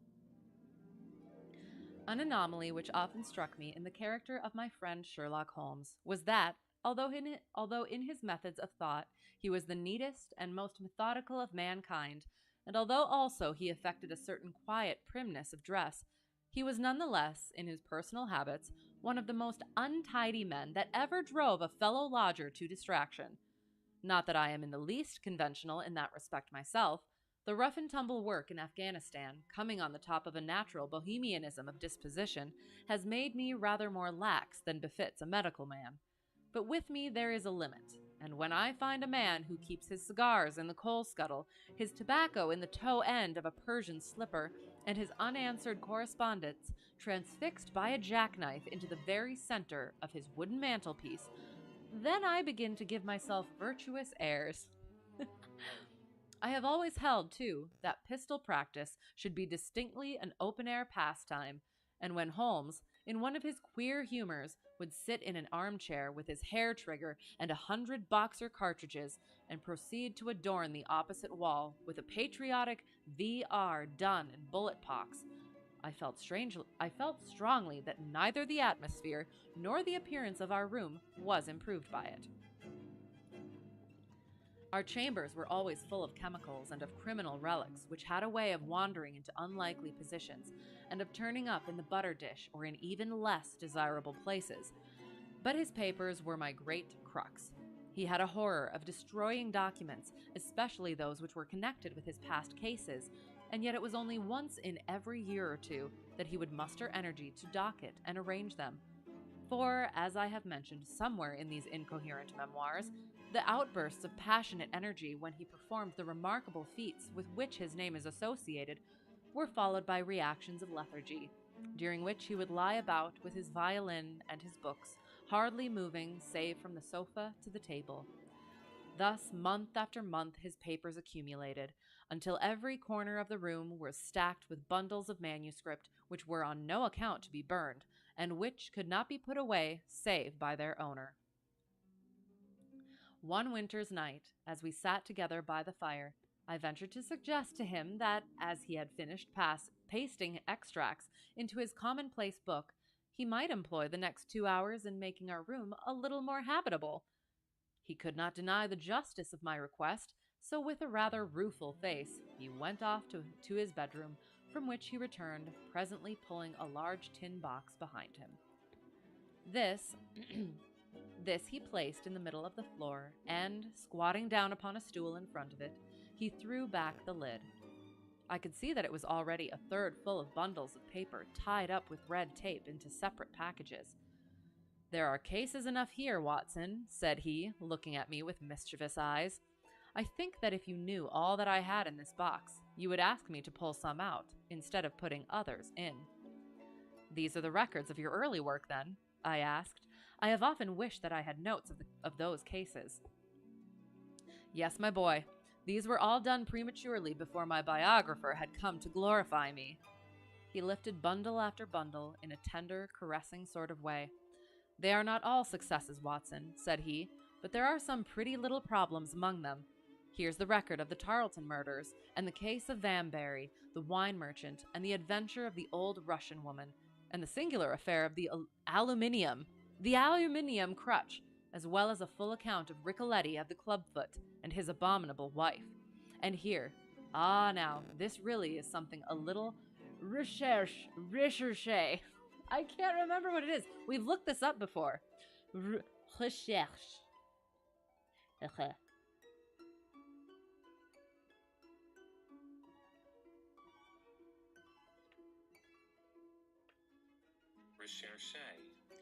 Recherche. Rare, exotic, or obscure. Recherche. And here, now, this really is something a little recherche. Ooh. He dived his arm down to the bottom of the chest and brought up a small wooden box with a sliding lid, such as children's toys are kept in. From within, he produced a crumpled piece of paper, a crumpled piece of paper and old-fashioned brass key. I think it's supposed to be un. From within, he produced a crumpled piece of paper, an old-fashioned brass key, a peg of wood with a ball of string attached to it, and 3 rusty old discs of metal. Well, my boy, what do you make of this lot? He asked, smiling at my expression. It is a curious collection. Very curious, and the story that hangs round it will strike you as being more curious still. These relics have a history, then. So much so that they are history. What do you mean by that? Sherlock Holmes picked them up one by one and laid them along the edge of the table. Then he reseated himself in his chair and looked them over with a gleam of satisfaction in his eyes. These, said he, are all that I have left to remind me of the adventure of the Musgrave ritual. I had heard him mention the case more than once, though I had never been able to gather the details. I should be so glad, said I, if you would give me an account of it. And leave the litter as it is, he cried mischievously. Your tidiness won't bear much strain after all, Watson, but I should be glad that you should add this case to your annals, for there are,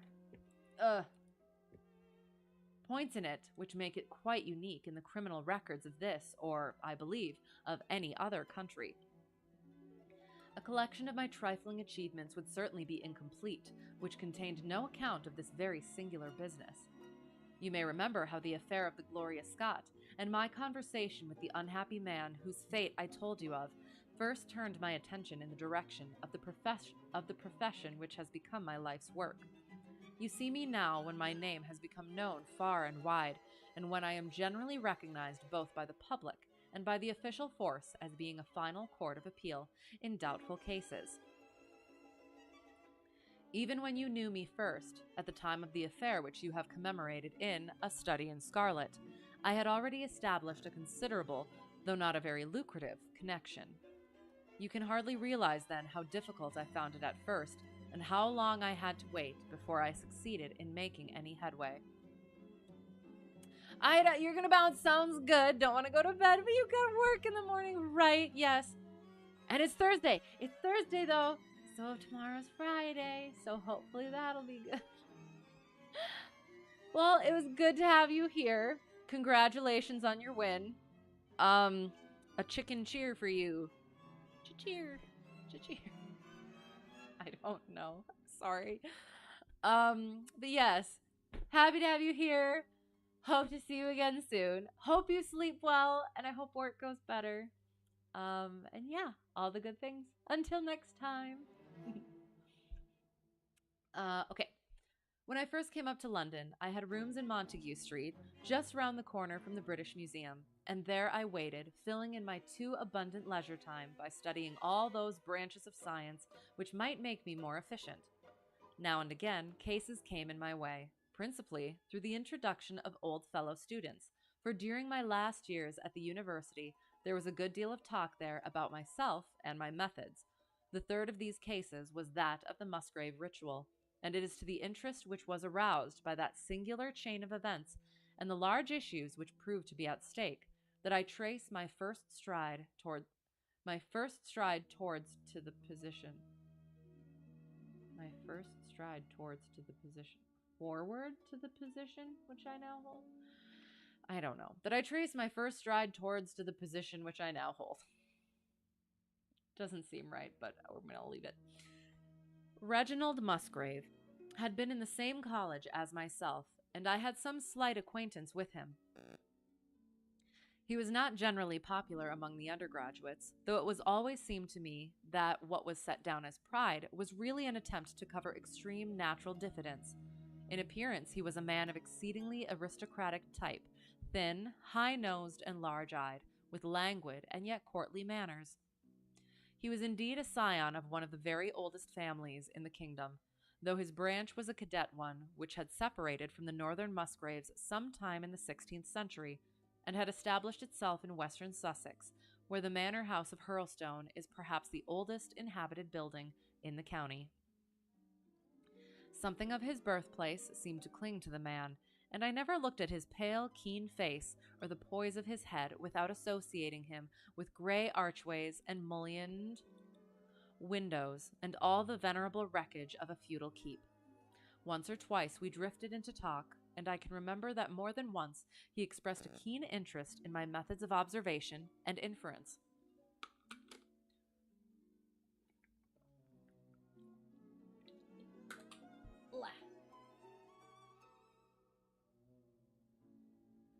All right. For 4 years, I had seen nothing of him until one morning he walked into my room in Montague Street. He had changed little, was dressed like a young man of fashion. He was always a bit of a dandy, and preserved the same quiet, suave manner which had formerly distinguished him. "How has all gone with you, Musgrave?" I asked, after we had cordially shaken hands. "You probably heard of my poor father's death," said he. "He was carried off about 2 years ago. Since then I have of course had the Hurlstone estates to manage, and as I am member for my district as well, my life has been a busy one. But I understand, Holmes, that you are turning to practical ends those powers with which you used to amaze us." "Yes," said I have taken to living by my wits." "I am delighted to hear it, for your advice at present would be exceedingly valuable to me. We have had some very strange doings at Hurlstone, and the police have been able to throw no light upon the matter. It is really the most extraordinary and inexplicable business." You can imagine with what eagerness I listened to him, Watson, for the very chance for which I had been panting during all those months of inaction seemed to have come within my reach. In my inmost heart, I believed that I could succeed where others failed, and now I had the opportunity to test myself. "Pray let me have the details," I cried. Reginald Musgrave sat down opposite to me and lit the cigarette which I had pushed towards him. "You must know," said he, "that though I am a bachelor, I have to keep up a considerable staff of servants at Hurlstone, for it is a rambling old place and takes a good deal of looking after. I preserve two, and in the pheasant months I usually have a house party, so that it would not do to be short-handed. Altogether there are 8 maids, the cook, the butler, 2 footmen, and a boy. The garden and the stables, of course, have a separate staff. Of these servants, the one who had been longest in our service was Brunton, the butler. He was a young schoolmaster out of place when he was first taken up by my father, but he was a man of great energy and character, and he soon became quite invaluable in the household. He was a well-grown, handsome man, with a splendid forehead, and though he has been with us for 20 years, he cannot be more than 40 now. With his personal advantages and his extraordinary gifts, for he can speak several languages and play nearly every musical instrument, it is wonderful that he should have been satisfied so long in such a position, but I suppose that he was comfortable, and lacked energy to make any change. The butler of Hurlstone is always a thing that is remembered by all who visit us. But this paragon has one fault. He is a bit of a Don Juan, and you can imagine that for a man like him, it is not a very difficult part to play in a quiet country district. When he was married it was all right, but since he has been a widower, we have had no end of trouble with him. A few months ago we were in hopes that he was about to settle down again, for he became engaged to Rachel Howells, our second housemaid. But he has thrown her over since then and taken up with Janet Tregellis, the daughter of the head gamekeeper. Rachel, who is a very good girl, but of an excitable Welsh temperament, had a sharp touch of brain fever, and goes about the house now, or did until yesterday, like a black-eyed shadow of her former self. That was our first drama at Hurlstone, but a second one came to drive it from our minds, and it was prefaced by the disgrace and dismissal of Butler Brunton. Uh-oh. This was how it came about. I have said that the man was intelligent, and this very intelligence has caused his ruin, for it seems to have led to an insatiable curiosity about things which did not in the least concern him. I had no idea of the lengths to which this would carry him, until the merest accident opened my eyes to it. I have said that the house is a rambling one. One day last week, on Thursday night to be more exact, I found that I could not sleep, having foolishly taken a cup of strong café noir, black coffee, after my dinner, I believe. After struggling against it until 2 in the morning, I felt that it was quite hopeless, so I rose and lit the candle with the intention of continuing a novel which I was reading. The book, however, had been left in the billiard room, so I pulled on my dressing gown and started off to get it. In order to reach the billiard room, I had to descend a flight of stairs and then to cross the head of a passage which led to the library and the gun room. You can imagine my surprise when, as I looked down this corridor, I saw a glimmer of light coming from the open door of the library. I had myself extinguished the lamp and closed the door before coming to bed. Naturally, my first thought was of burglars. The corridors at Hurlstone have their walls largely decorated with trophies of old weapons. From one of these I picked a battle axe, and then, leaving my candle behind me, I crept on tiptoe down the passage and peeped in at the open door. Brunton, the butler, was in the library. He was sitting, fully dressed, in an easy chair, with a slip of paper which looked like a map upon his knee, and his forehead sunk forward upon his hand in deep thought. I stood dumb with astonishment, watching him from the darkness. A small taper on the edge of the table shed a feeble light, which sufficed to show me that he was fully dressed. Suddenly, as I looked, he rose from his chair, and walking over to a bureau at the side, he unlocked it and drew out one of the papers. He unlocked it and drew out one of the drawers. Reading ahead, From this, he took a paper, and returning to his seat, he flattened it out beside the taper on the edge of the table, and began to study it with minute attention. My indignation at this calm examination of our family documents overcame me so far that I took a step forward, and Brunton, looking up, saw me standing in the doorway. He sprang to his feet, his face turned livid with fear, and he thrust into his breast the chart-like paper which he had been originally studying. "So," said I, "this is how you repay the trust which we have reposed in you. You will leave my service tomorrow." He bowed with the look of a man who is utterly crushed, and slunk past me without a word. The taper was still on the table, and by its light I glanced to see what the paper was which Brunton had taken from the bureau. To my surprise, it was nothing of any importance at all, but simply a copy of the questions and answers in the singular old observance called the Musgrave ritual. It is a sort of ceremony peculiar to our family, which each Musgrave for centuries past has gone through on his coming of age. A thing of private interest, and perhaps of some little importance to the archaeologist, like our own blazonings and charges, but of no practical use whatever. "We had better come back to the paper afterwards," said I. "If you think it really necessary—" we had better come back to the paper afterwards," said I. "If you think it really necessary," he answered with some hesitation.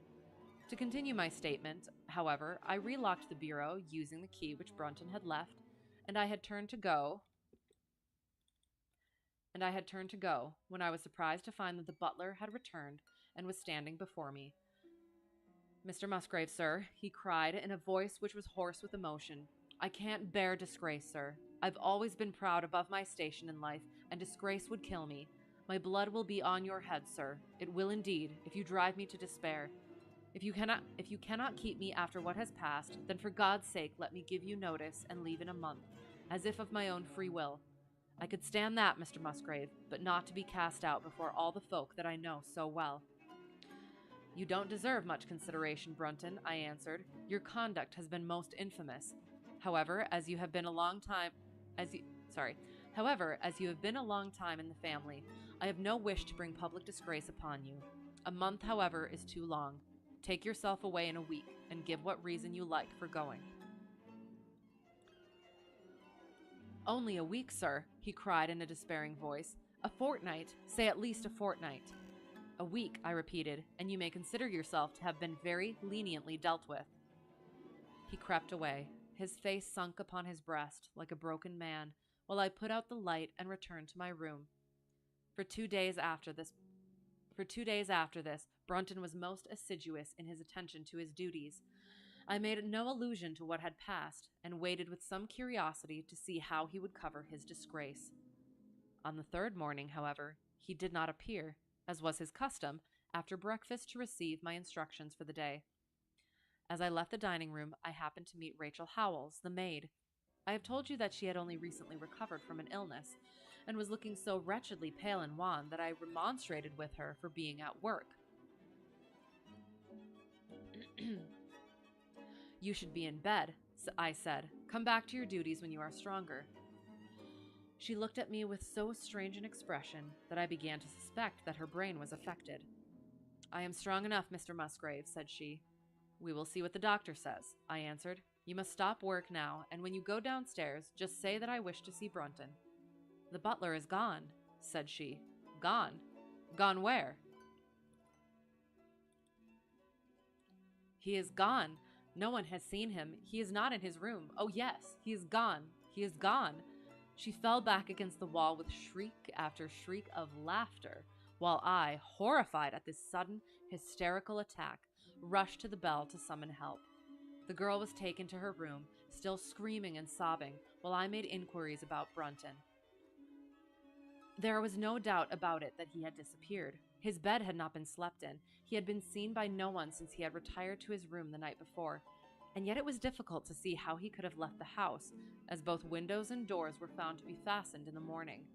His clothes, his watch, and even his money were in his room, but the black suit which he usually wore was missing. His slippers, too, were gone, but his boots were left behind. Where, then, could Butler Brunton have gone in the night, and what could have become of him now? You're back. Excellent, excellent. You're not perfect timing. Awesome. How did the flying go? I hope well.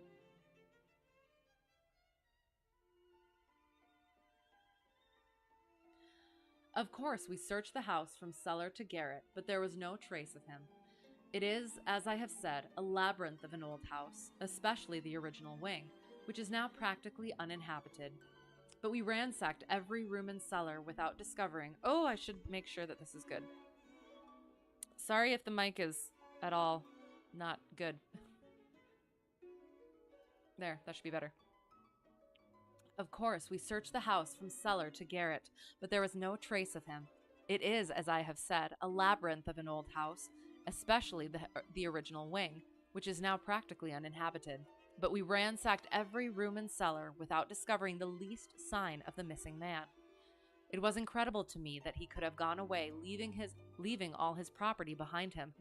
And yet, where could he be? I called in the local police, but without success.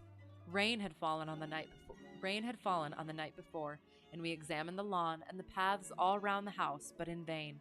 Matters were in this state when a new development quite drew our attention away from the original mystery. For 2 days, Rachel Howells had been so ill, sometimes delirious, sometimes hysterical, that a nurse had been employed to sit up with her at night.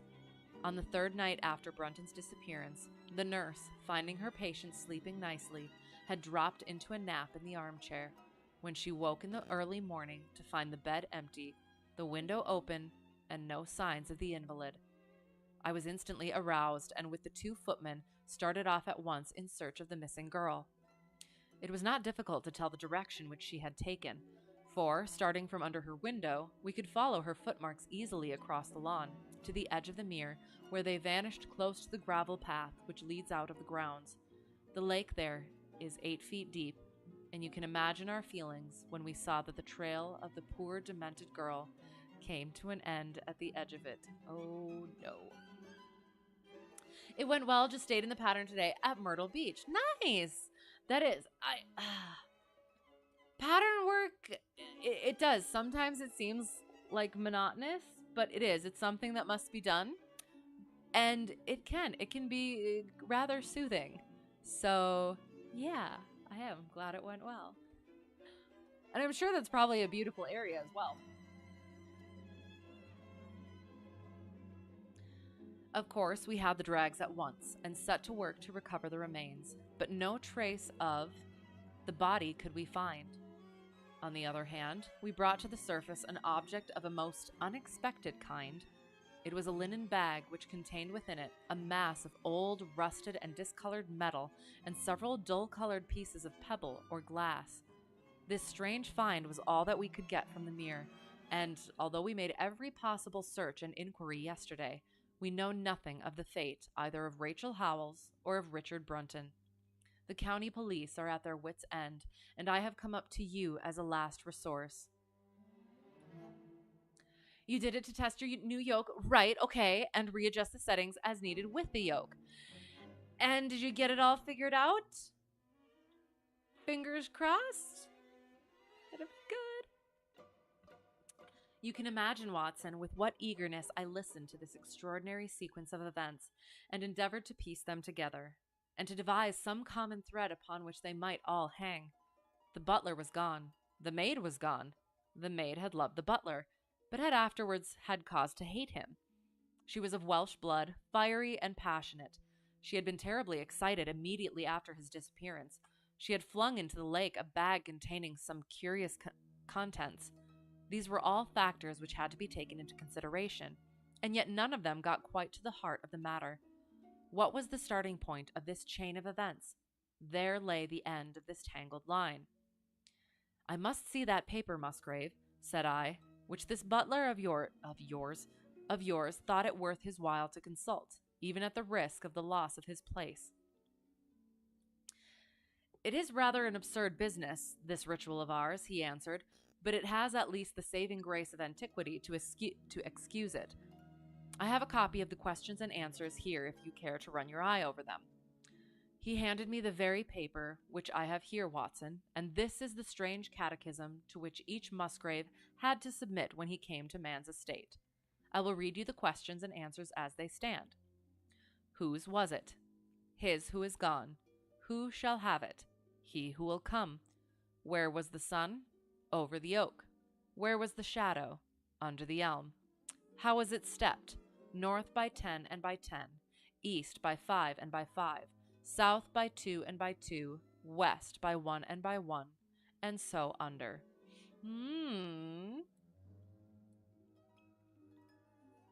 What shall we give for it? All that is ours. Why should we give it? For the sake of the trust. The original has no date, but is in the spelling of the middle of the 17th century, remarked Musgrave. I am afraid, however, that it can be of little help to you in solving this mystery.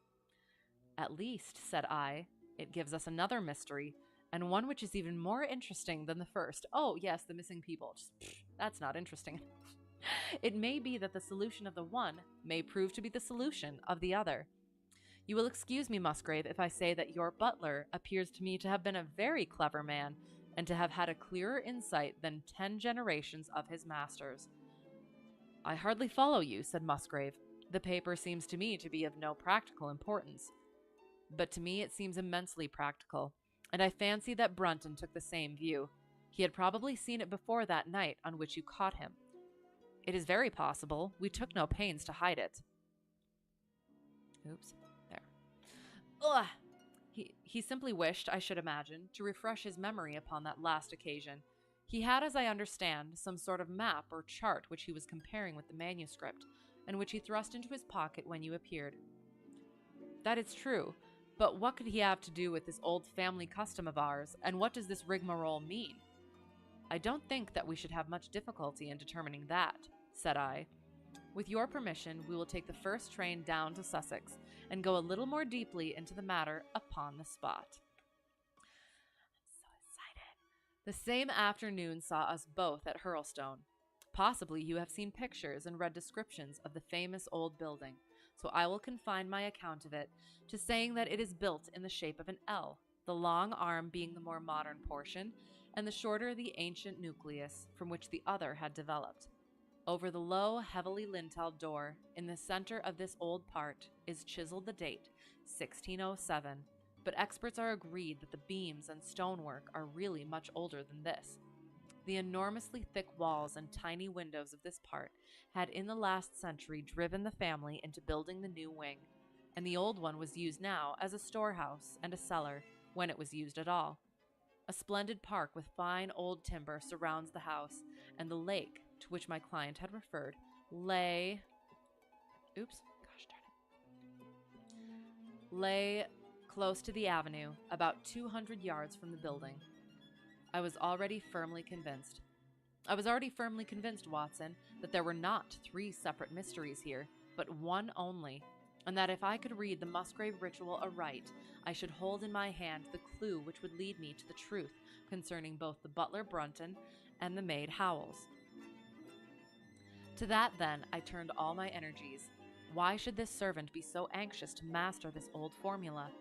Evidently because he saw something in it which had escaped all those generations of country squires, and from which he expected some personal advantage. What was it, then, and how had it affected his fate?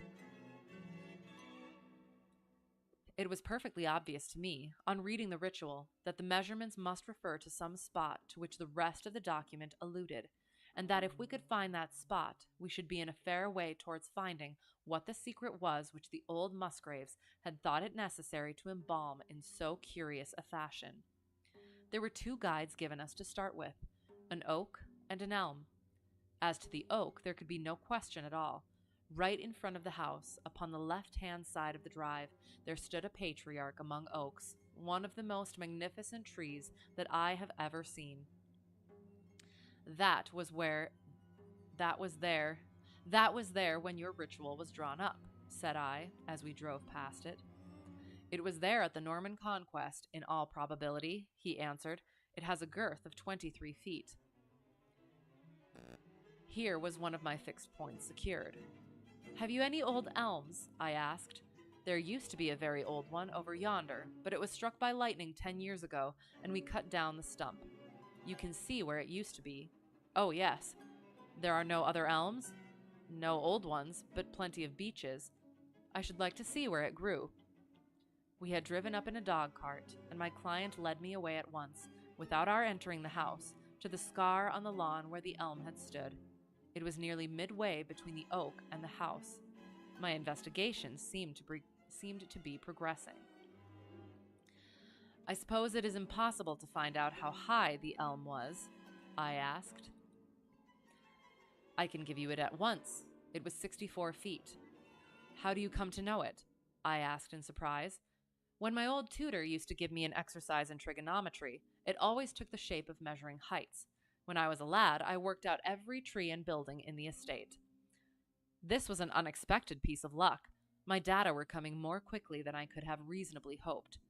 Tell me, I asked, did your butler ever ask you such a question? Reginald Musgrave looked at me in astonishment.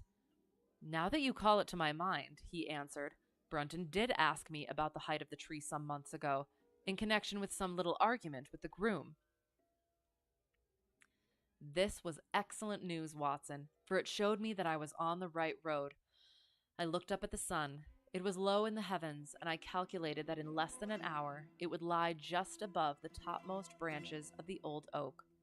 One condition mentioned in the ritual would then be fulfilled, and the shadow of the elm must mean the farther end of the shadow, otherwise the trunk would have been chosen as the guide. I had then to find where the far end of the shadow would fall when the sun was just clear of the oak. That must have been difficult, Holmes, when the elm was no longer there. Well, at least I knew that if Brunton could do it, I could also. Besides, there was no real difficulty. I went with Musgrave to his study and whittled myself this peg, to which I tied this long string with a knot at each yard. Then I took 2 lengths of a fishing rod, which came to just 6 feet, and I went back with my client to where the elm had been.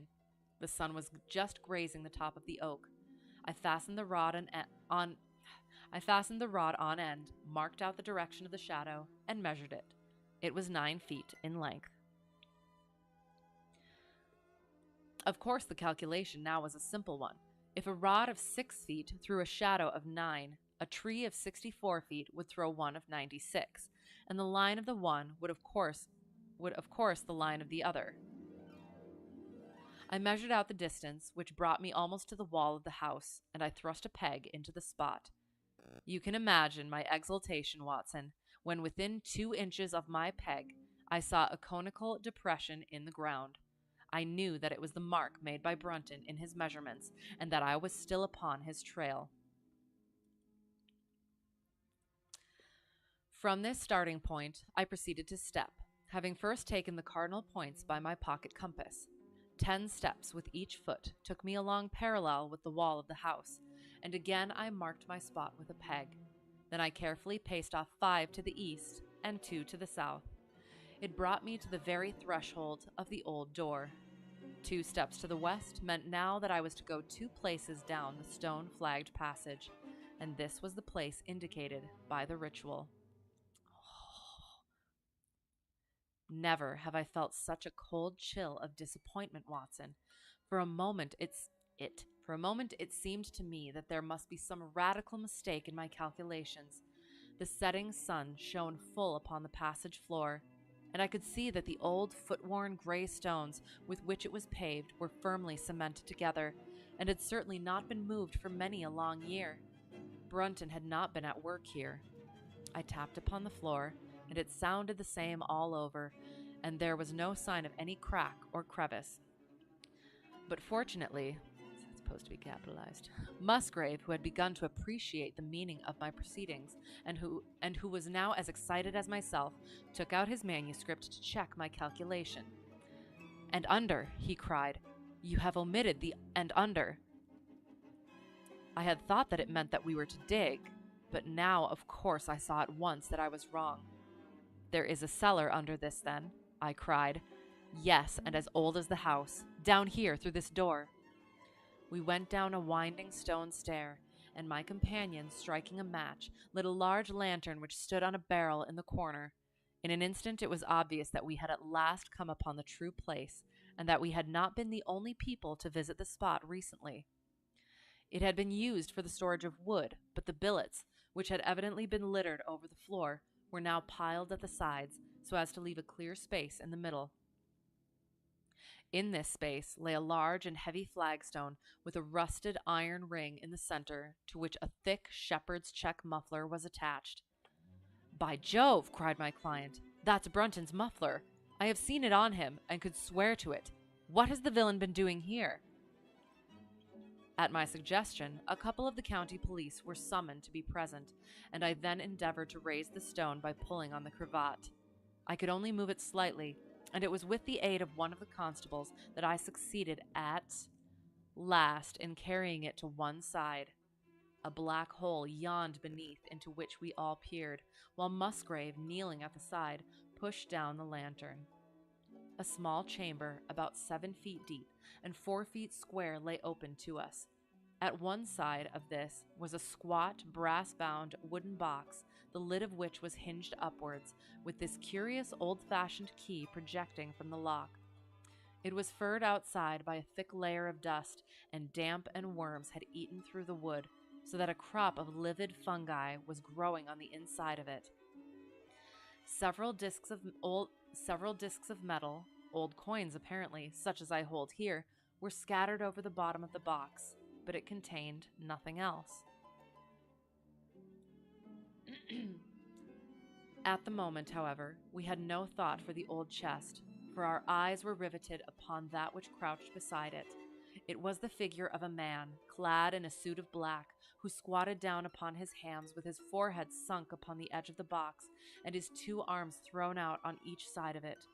The attitude had drawn all the stagnant blood to the face, and no man could have recognized that distorted, liver-colored countenance. But his height, his dress, and his hair were all sufficient to show my client, when we had drawn the body up, that it was indeed his missing butler. He had been dead some days, but there was no wound or bruise upon his person to show how he had met his dreadful end. When his body had been carried from the cellar, we found ourselves still confronted with a problem which was almost as formidable as that with which we had started.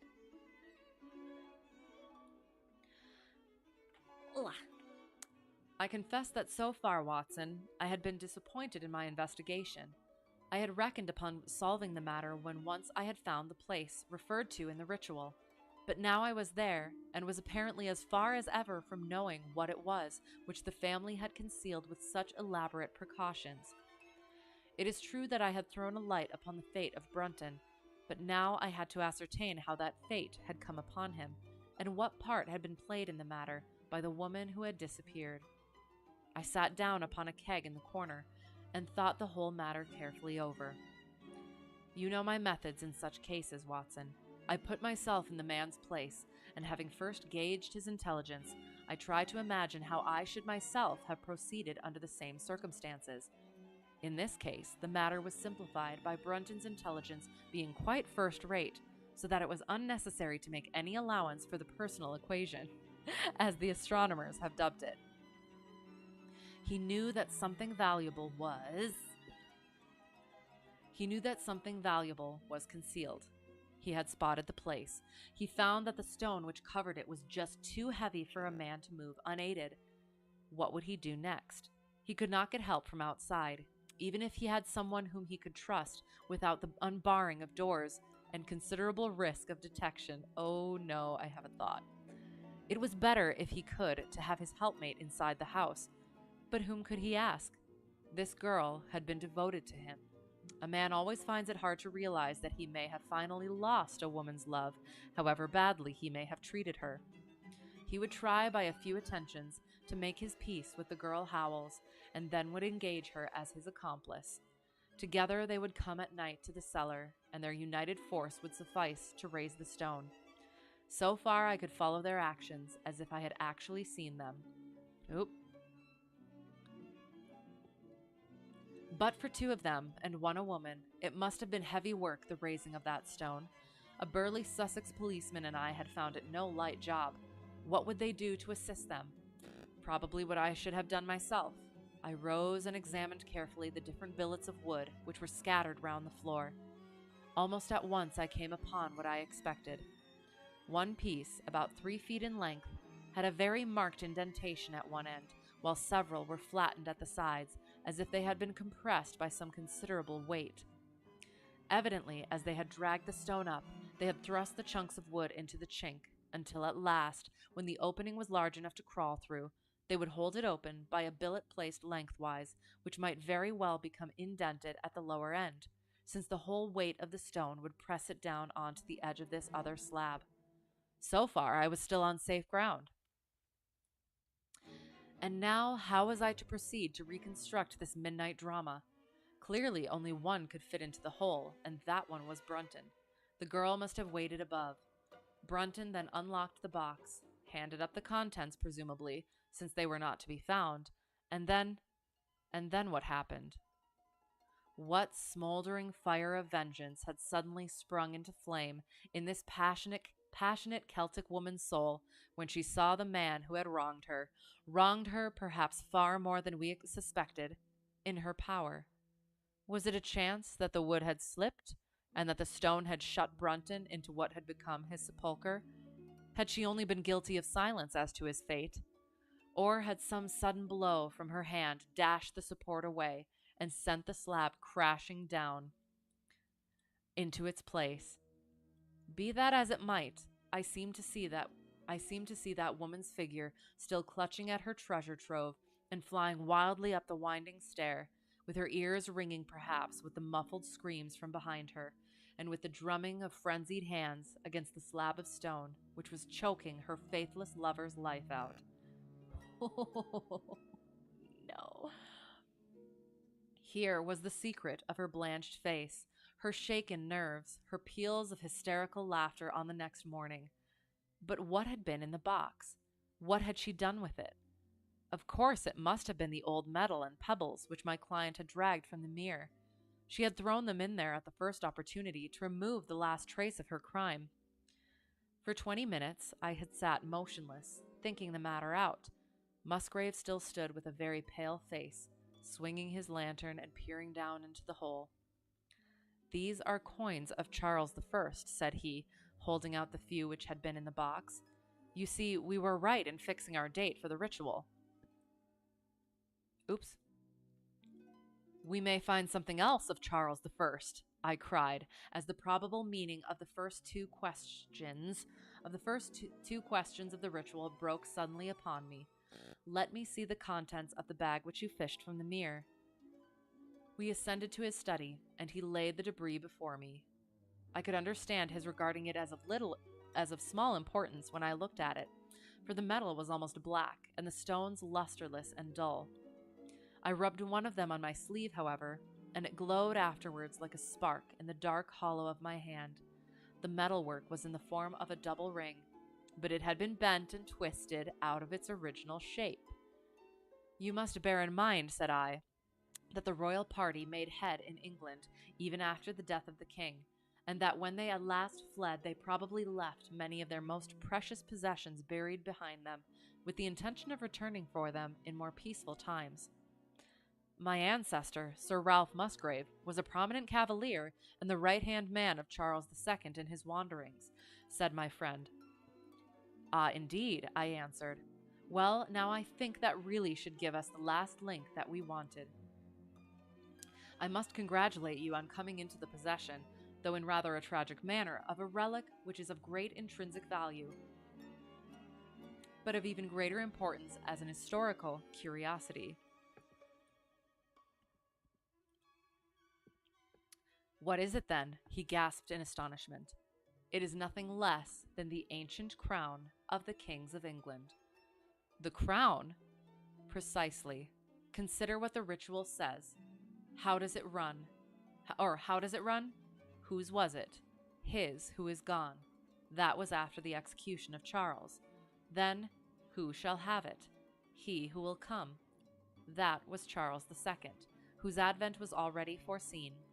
There can, I think, be no doubt that this battered and shapeless diadem once encircled the brows of the royal Stuarts. And how came it in the pond? Ah, that is a question that will take some time to answer." And with that, I sketched out to him the whole long chain of surmise and of proof which I had constructed. The twilight had closed in, and the moon was shining brightly in the sky before my narrative was finished. "And how was it, then, that Charles did not get his crown when he returned?" asked Musgrave, pushing back the relic into its linen bag.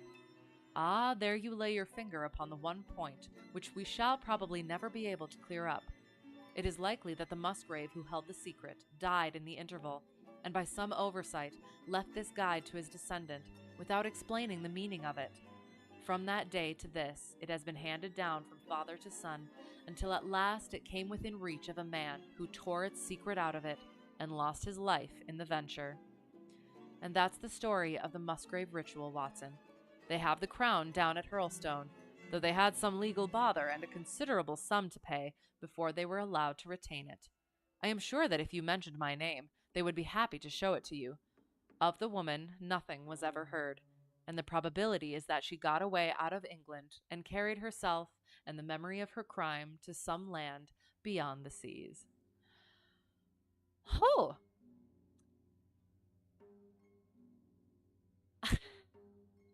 There was a lot more deduction in that one than the first one, but just as interesting.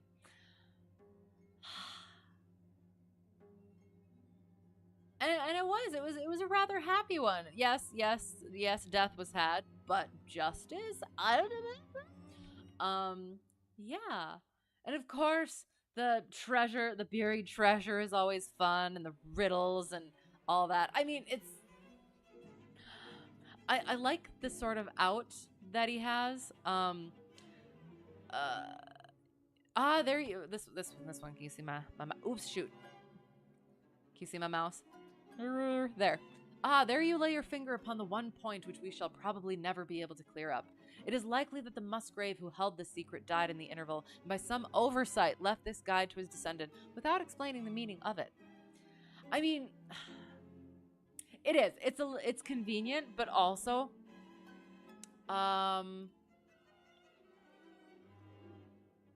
probable is not the right word that I'm looking for. Believable, I guess. So, because there wouldn't, if somewhere along the line, one of the Musgraves decided they weren't going to do the ritual anymore and the ritual was lost to time and nobody ever found it again, there wouldn't be a story. So, since there is a story, that means it worked out where it did happen. Somehow, way or another, that we don't have to explain because, we don't have to. We just don't have to. But yeah, it was good. And again,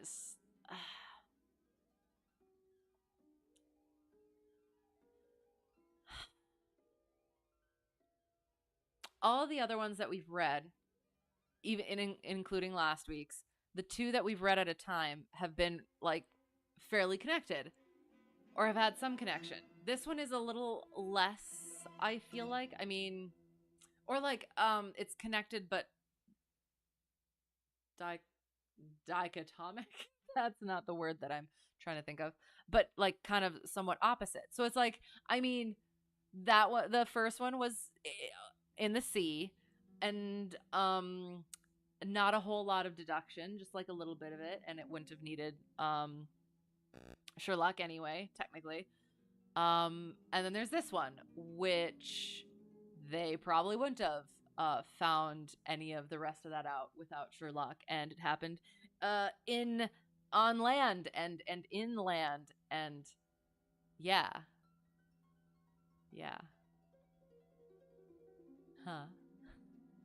It is. These they seem slightly less connected than the other ones, but I think I can still make an argument. But that was I love those sort of national treasure sort of like thing. But that was the Musgrave ritual and the Gloria Scott. And we will call it there. Yay. I've enjoyed it. It's so good. It's always so good. And yeah. I have read these before, but I have. It's been a while and I forgot them. So now we get to read through them again, and I get to get little inklings of things that maybe I'm deducing things properly, or maybe I'm just remembering. So you passed your commercial! Congratulations! When did you pass your commercial? What are you doing now? What's happening? That's amazing! Good evening! Hello! On to CFI. Excellent. 3 for 3. Just yesterday, so it's fresh. Story? You drove 16 hours back home preparing for CFI. Ooh, ha, ooh. I am curious how that worked. Did you fly there and then just had to drive back, or did you drive out there in order to take it? 2 weeks online. Oh, and then going to a different state for it. Okay. Oh my gosh. Well, I'm so happy for you, and you're getting right into the CFI.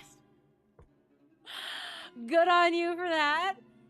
I hope that you spend some fun flights or some fun time chilling a little bit. So, but oh my gosh, that is. I'm so happy. I'm so happy it's finally done. Oh. So cool, yes. Don't have the funds to go get more ratings, but you're hoping to get your AGI for teaching ground. Hopefully this fall. Yay, that would be awesome. Have you started already? Or do you have a timeline for when you are going to start? Because oh my gosh, it's getting there. You see the list of FOIs and you think you want to not be a pilot anymore? No. It is once. Okay, so I will say, I don't know about you, but I am more of a learner than a teacher. So getting into the teachy brain has been a little bit of a struggle, and like just like getting over like the first like hurdle of it has been it's very much a just keeping pushing yourself forward and just doing the stuff, even if it's not quite there yet. So yeah, but I'm getting back into reading the instructor's handbook, the aviation instructor's handbook. I've started watching the Todd Shellnut videos for fundamentals of instruction, and then working on lesson plans and flying in the right seat. So it'll be good. It is. It's a lot, but get the PTS and just follow that as well. Yes, anyway, but also just listen to your instructor. You will get AGI if your pass rate is good enough for your student for Gold Seal. Nice.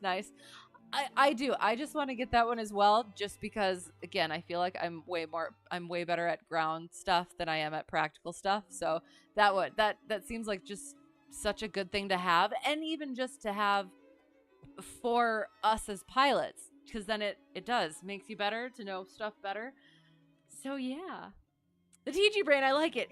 I mean, it is though, because you can, as you're working through it, you start going through the concepts, and you're like, okay, so I understand this concept, so I'm going to start talking about it.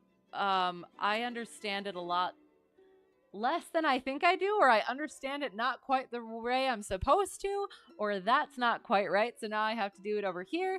And then, like, yeah, you can have it in your brain even, and it just doesn't come out right. So yeah, it is. It's definitely learner brain versus teacher brain. You gotta be so much more detailed and have so many different avenues of understanding rather than just like the one. So yeah, it is. It's different.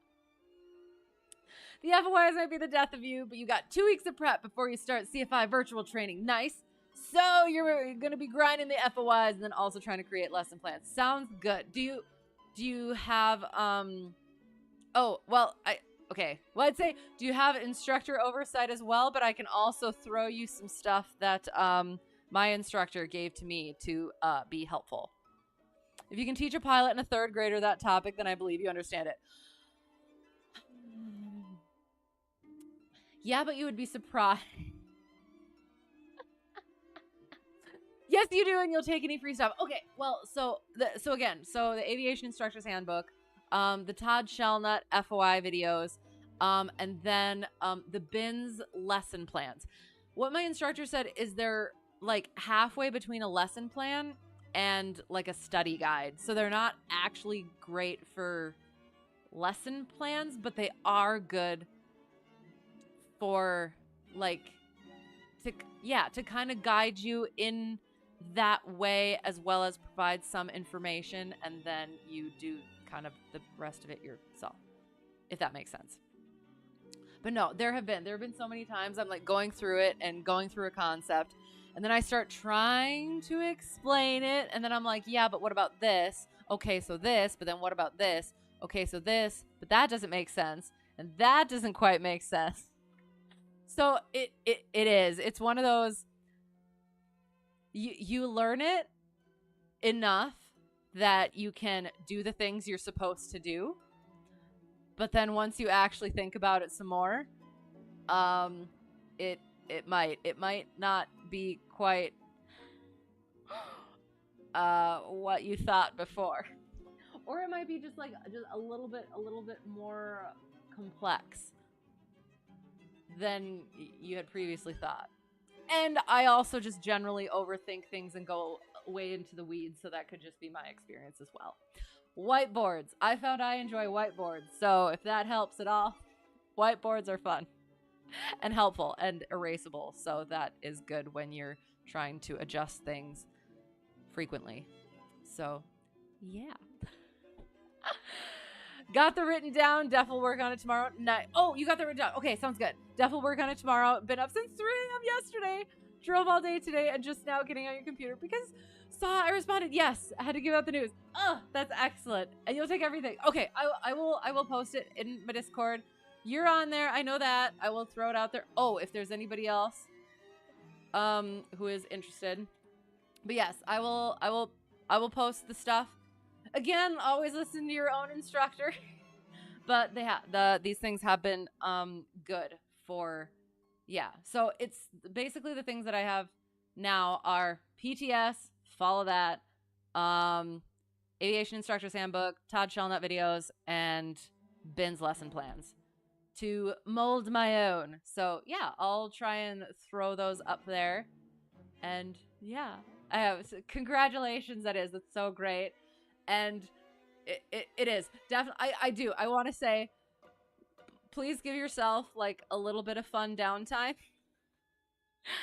because the grind is real. It is. It feels like it's never ending at this point, because it's like when you're not trying to fly right seat and present lesson plans, you're writing lesson plans. So fine, you'll give yourself tomorrow off. Okay, sounds good. Is that fine or need more? Honestly, I feel like I took quite a week or two off even, and it wasn't quite enough. But it could just be me. But yeah, definitely it is a grind, but definitely worth it. Just want to make sure that you're more prepared than most students, which is fair. I absolutely understand that as well. That's definitely me. Most don't get this much time, so okay, sounds good. Well, and I guess maybe it would have been good for me. I took the downtime. I probably should have put a little bit of the downtime to the prep. So maybe that is the better scenario. So, yeah. Yeah, have a little bit of fun, and then, yeah, definitely get to the prep, and then, yeah, you'll be good.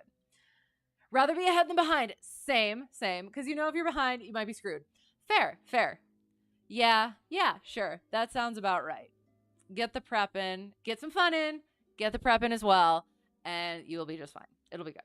Yay. That's awesome. Well, and I guess I'll throw out there, I was going to say, I was supposed to go fly. I was planning, because I've been just doing the grinding. I have been doing the lesson plans and the learning of stuff and the trying to doing flying lessons to get comfortable in the right seat. And to, because to be able to, at some point, solo right seat. Haven't gotten there yet. Still kind of a little bit and I was supposed to go, do that. I was going to go fly out of my home airport in my home airplane, potentially in the right seat, and go update GPS and take care of some things, go up to my instrument flight school and take care of some stuff there, and then practice some, again, right seat, potentially pattern work over at somewhere else, get some cross country time in, some solo time in, and just in general, just some time. And I get over there, and it was great. It was so nice to be back. It's like coming home. And I'm chatting with the owner, and we were talking about how the planes at where I'm at now, they get maintenanced over there as well. And there's been just so many electrical issues with all of these different planes. And the owner is like, just give me something else. I'm so tired of the electrical things. Give me something else. So he was lamenting that. And so then he went off, and I continued doing my stuff, filled up the plane, got it ready, got in, got it started, did the things, taxied, started my run up, so excited, look over at the ammeter, and it's not charging. It's it's way in the negative. I have not seen that. Not before, but definitely not normal. So I'm like, oh no. I start turning stuff off to see if that makes a difference. Oh, and he put on a new landing light, or a new taxi light, an LED. So now it hopefully will not pop the circuit breaker with the landing light. So I was going to go test that. And yeah. So I did. I was shutting the stuff off. I rocked the alternator button switch a couple of times. It wasn't working. Taxi back in. I go up to the hangar. I shut it off. The owner, he's coming. And I look out and I say, she's not charging. And he's like, are you effing kidding me? Except he didn't say effing. It was. I was like, as I was taxiing back, I was like, oh no, he is not going to be happy. And I did. I was like, I don't know. I did the thing. I did the run up. I checked the things. And he goes right to starting to fix it and taking the cover off, taking the cowling off. And I was like, you don't want to check it in case it was just a me problem? He's like, nah. And he goes, changes the voltage regulator, gets that on, goes in, tests it, and I can see him shaking his head in the cockpit. I'm like, oh no. he comes out and he's like, yeah, it's not working. Not going to be able to get it done today. So guess you can't go fly. I was like, no. I was finally getting back in my home airplane. I wasn't able to. But I was able to go over to the neighbors. He has lent me some missionary pilot books. And I finally finished reading those, got to go chat with him and his wife, and return the books. And so now, yeah, just got to figure out a new time to get back to home airport because are you kidding me? Oh, okay. I just want to thank you for everything, though. Oh, you're welcome. I'm an amazing. I am no teacher. I'm no teacher. Nope. I am a study buddy. Yes, and streamer. Thank you. So glad you found me. I hope I continue streaming and flying. I will. I'm having such a great time. Believe I'm going to do great. Thank you. You too. Absolutely. Have the confidence and the drive to do it. I hope so. So excited to see where you go. So excited to see where you go.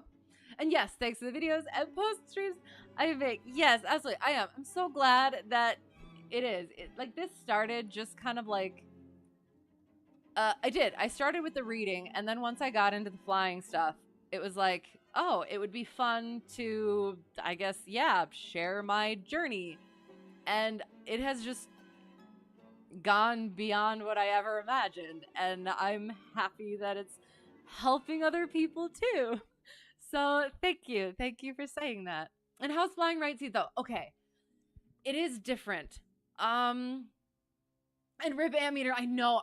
Oh my god. Oh, it just was. It was because you know when you're pre-flighting, you're like doing the check, and then something actually doesn't check. And then it's the thing. It's the same thing. And you do your troubleshooting. And it's, oh, I did. I like slightly giggled to myself, like taxing back in, like, oh, he is. The fact that he said that he was just so sick of the electrical stuff. And then another one. Oh, and the other thing I forgot. It had just gotten its 100 hour and had been tested quite a few times already. And then, of course, it's when I get in it. So, yeah. But it is. At first, okay. It does. It seems like it shouldn't be different, right? But it is. But then it's not too bad, but it really is getting that muscle memory down. And I think one of the things, when you start flying from the left seat, you don't have any opposite tendencies to work against, right? So like if you like try to do a go around, say, you don't have that. So okay, so you got your yoke in your left hand and your throttle in the right hand, right? So what are you going to do on a go around? You're going to push your right hand in and gently bring back your left hand, right? So what are you going to do when you're so used to doing that when you're starting on the right seat? You're going to push your right hand in and pull your left hand back on the throttle. So you're pushing the yoke in and bringing the throttle back instead of what you should be doing. You know what I mean? But that's the main issue. It's like, it's just rebuilding that muscle memory with just that little extra hiccup that you're kind of used to. You're used to the opposite. And you start reaching for things over here and it's like, no, it's got to be over here. And you're so used to having your left hand here that you start doing this thing again. And then your instructor starts slapping your arm to take your left hand off. Yeah. Sight picture is different as well. That's it. Yeah, it is. It's just, you're relearning it all over again with that other hand. So it's like having that, what's the word? Like that really acute, sense with like your hand on the yoke. You have that now in the left hand, but like the right hand doesn't quite know it yet. So you know how to do all the stuff, but your hand just doesn't quite have it down yet, if that makes sense. So you bought a yoke now so that you're home for a month. You can put the yoke on. You're right and fly with everything reversed. It is. I've been doing that as well. But just make sure you aren't learning bad habits with it, because it is still different. It is still different from real life, but it is to like get your mindset into hand is here, quadrant is here. So doing the simming, I find myself, you pop yourself in the right seat, I find myself leaning to the left, trying to get that left sight picture. So you gotta make sure you keep yourself where you're supposed to be for that proper sight picture. So yeah, and so you can get an understanding, nice. And you have almost 1 month of training that way. Okay, sounds good. Nice. It will. It will help. But yeah, just make sure. I don't know. I try and keep a distinction between like the real life and the sim stuff, just because yes, like it is. There are differences that'll sneak up on you. But yeah, I guess those that's my stuff. No, it won't be a 1-to-1, but it's better than nothing. Absolutely, because it is. I still find myself, I'll be going like this, and I'll reach over, and I'm like, nope, that's not what it is. Although, that bit might actually be a little bit easier. Like, you remember your stuff is over here. Oh, some of these things, like, I'll reach for the flaps, and I'll almost grab the mixture. So be careful of that. But yeah, it is. And I guess seeing the instruments as well is interesting. Yeah. It is. It's not outwardly like right off the bat difficult, but it really does take time to really get used to. I'm still not fully used to it. But it's not super hard to do, but it takes a lot of time to like get as good as you are with the left hand with everything else. But then again, that could just be me, because again, I'm less with the practical, more with the book stuff. Hey, your left hand, so you don't know how it's going to operate the real cockpit. Wait, what do you mean? Well, so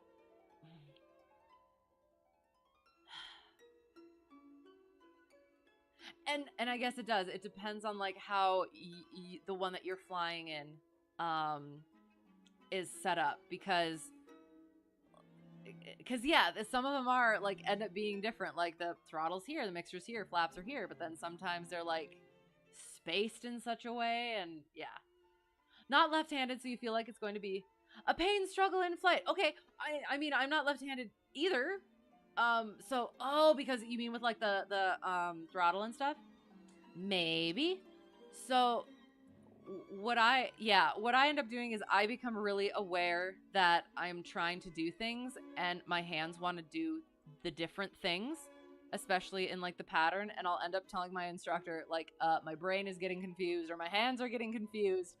I'm sure he's on the rudders and all the things, but it does. It like that makes me a little bit concerned when I can feel my brain getting confused like that. But it does. It'll just take some time. And yeah. So again, not outwardly hard, but just takes some time.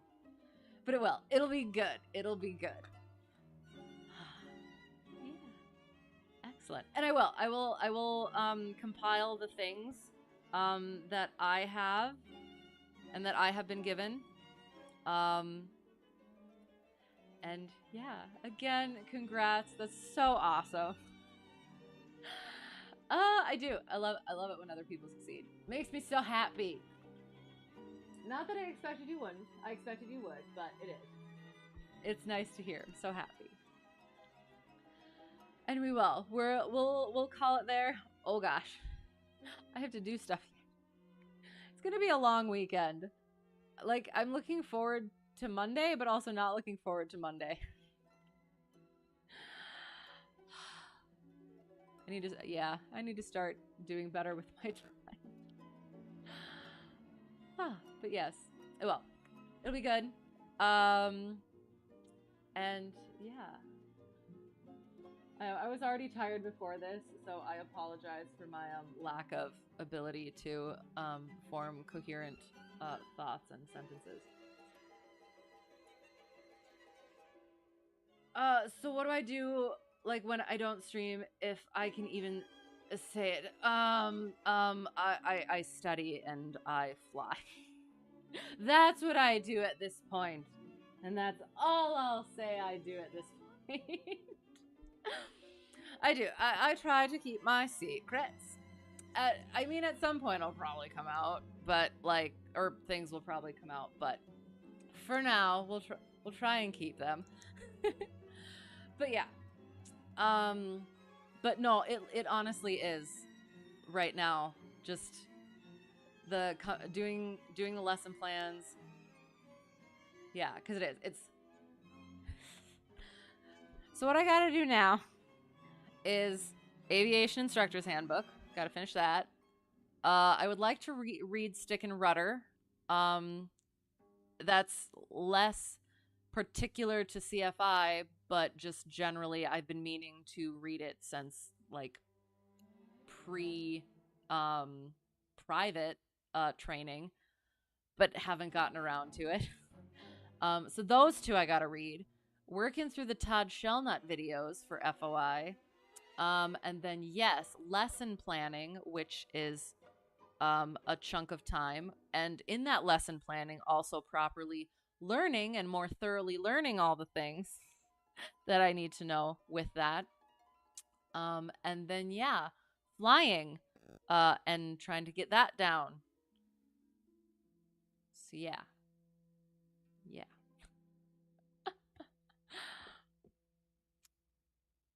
Oh, my thoughts have been making it to your head. Makes sense. Okay, sounds good. I hope so. And understandable. You're in this exact same boat. Sounds good. Excellent. Oh, I need to read Stick and Rudder on stream so you can listen. Oh, I did not think of that.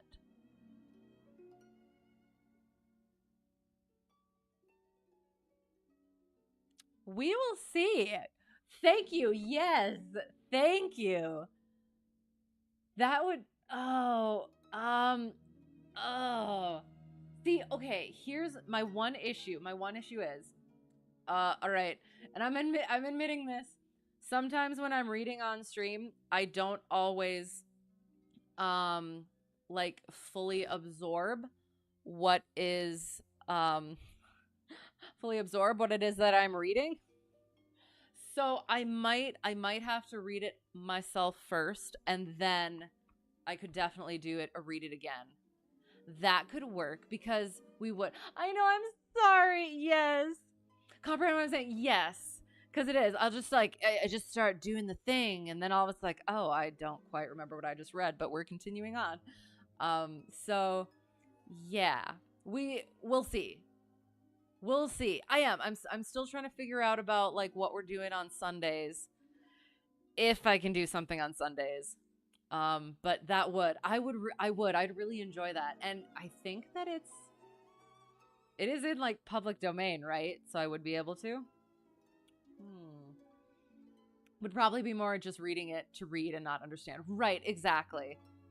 But then again, like I said, if I was able to like read it myself first, going over it again and being able to talk about it with people, that would be good. So yeah, read it for myself first, absorb my head, and on stream. Yes. That sounds that I like that. I'm gonna write that down so that I remember. Ooh. Well, and I'm so sad because after I was done reading the missionary pilot books that I got lent, so that I don't have to be worried about hoarding these books that somebody lent me.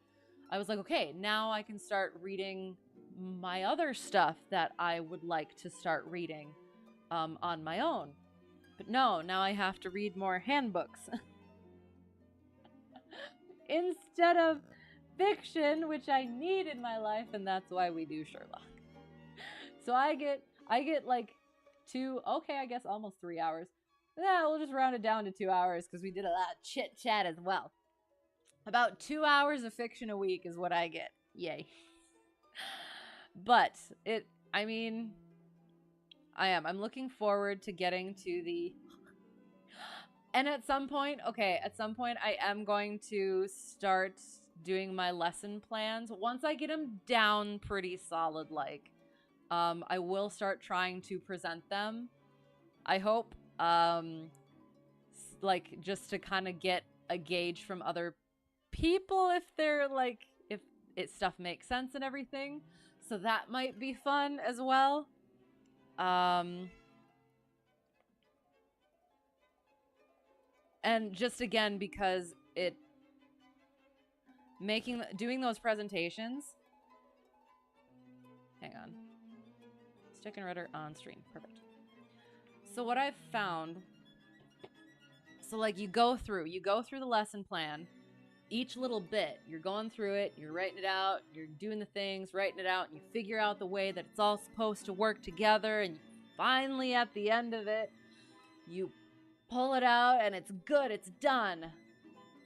And then you go through it again. And you find all these things you gotta change, and it doesn't make as much sense as you thought that it did. Or it is. It's just you need to get that practice down. So once I get the proper lesson plan down, I would like to be able to practice them on stream a few times. So yeah, so that'll be that at some point. Not sure when, because I have to actually get them down. So yeah. All right. So we'll go over stuff. So again, Sundays we used to do another other games or just random stuff. We'll leave that for now. But Tuesday we will be flying.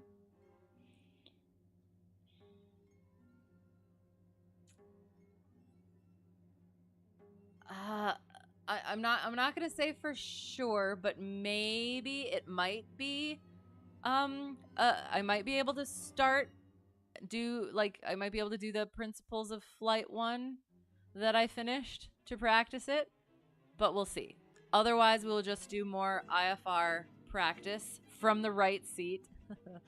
And this time we'll actually go on VATSIM and not forget to connect to it.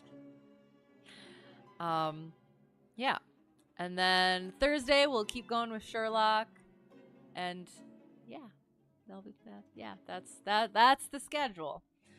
So to whoever got lost and found their way here or found their way back, thanks for being here. And again, congratulations. It's so great. And I will send the things. And yeah, good luck. Good luck as you move forward. And I look forward to hearing about the continued journey. And yeah. Yeah. Brain was mush beforehand, so it's even more mush now, so I apologize. But yeah. So yeah, we got lost, feather right here, feather right back. Thanks for putting up with me again. We were talking earlier where it's to anyone who is new and just stumbles across this, and I'm sitting here reading Sherlock with plain nerds in the chat, that might seem strange. How did this happen? So yeah, just a bunch of plain nerds reading Sherlock. Why not? So yeah, I appreciate you guys letting me get this in, since this is, like I said, my only fiction I get right now. And I need it. So thanks, sounds good. We'll def drop by when good things happen for sure. Sounds good. Excellent. Yay. I am happy. So yeah. So again, schedule Tuesday we'll be flying. And then yeah. Did the things, said the things. Have a great whatever it's gonna be for you. Hope to see you again soon. And until then, yeah, all the good things. So thank you so much, and bye.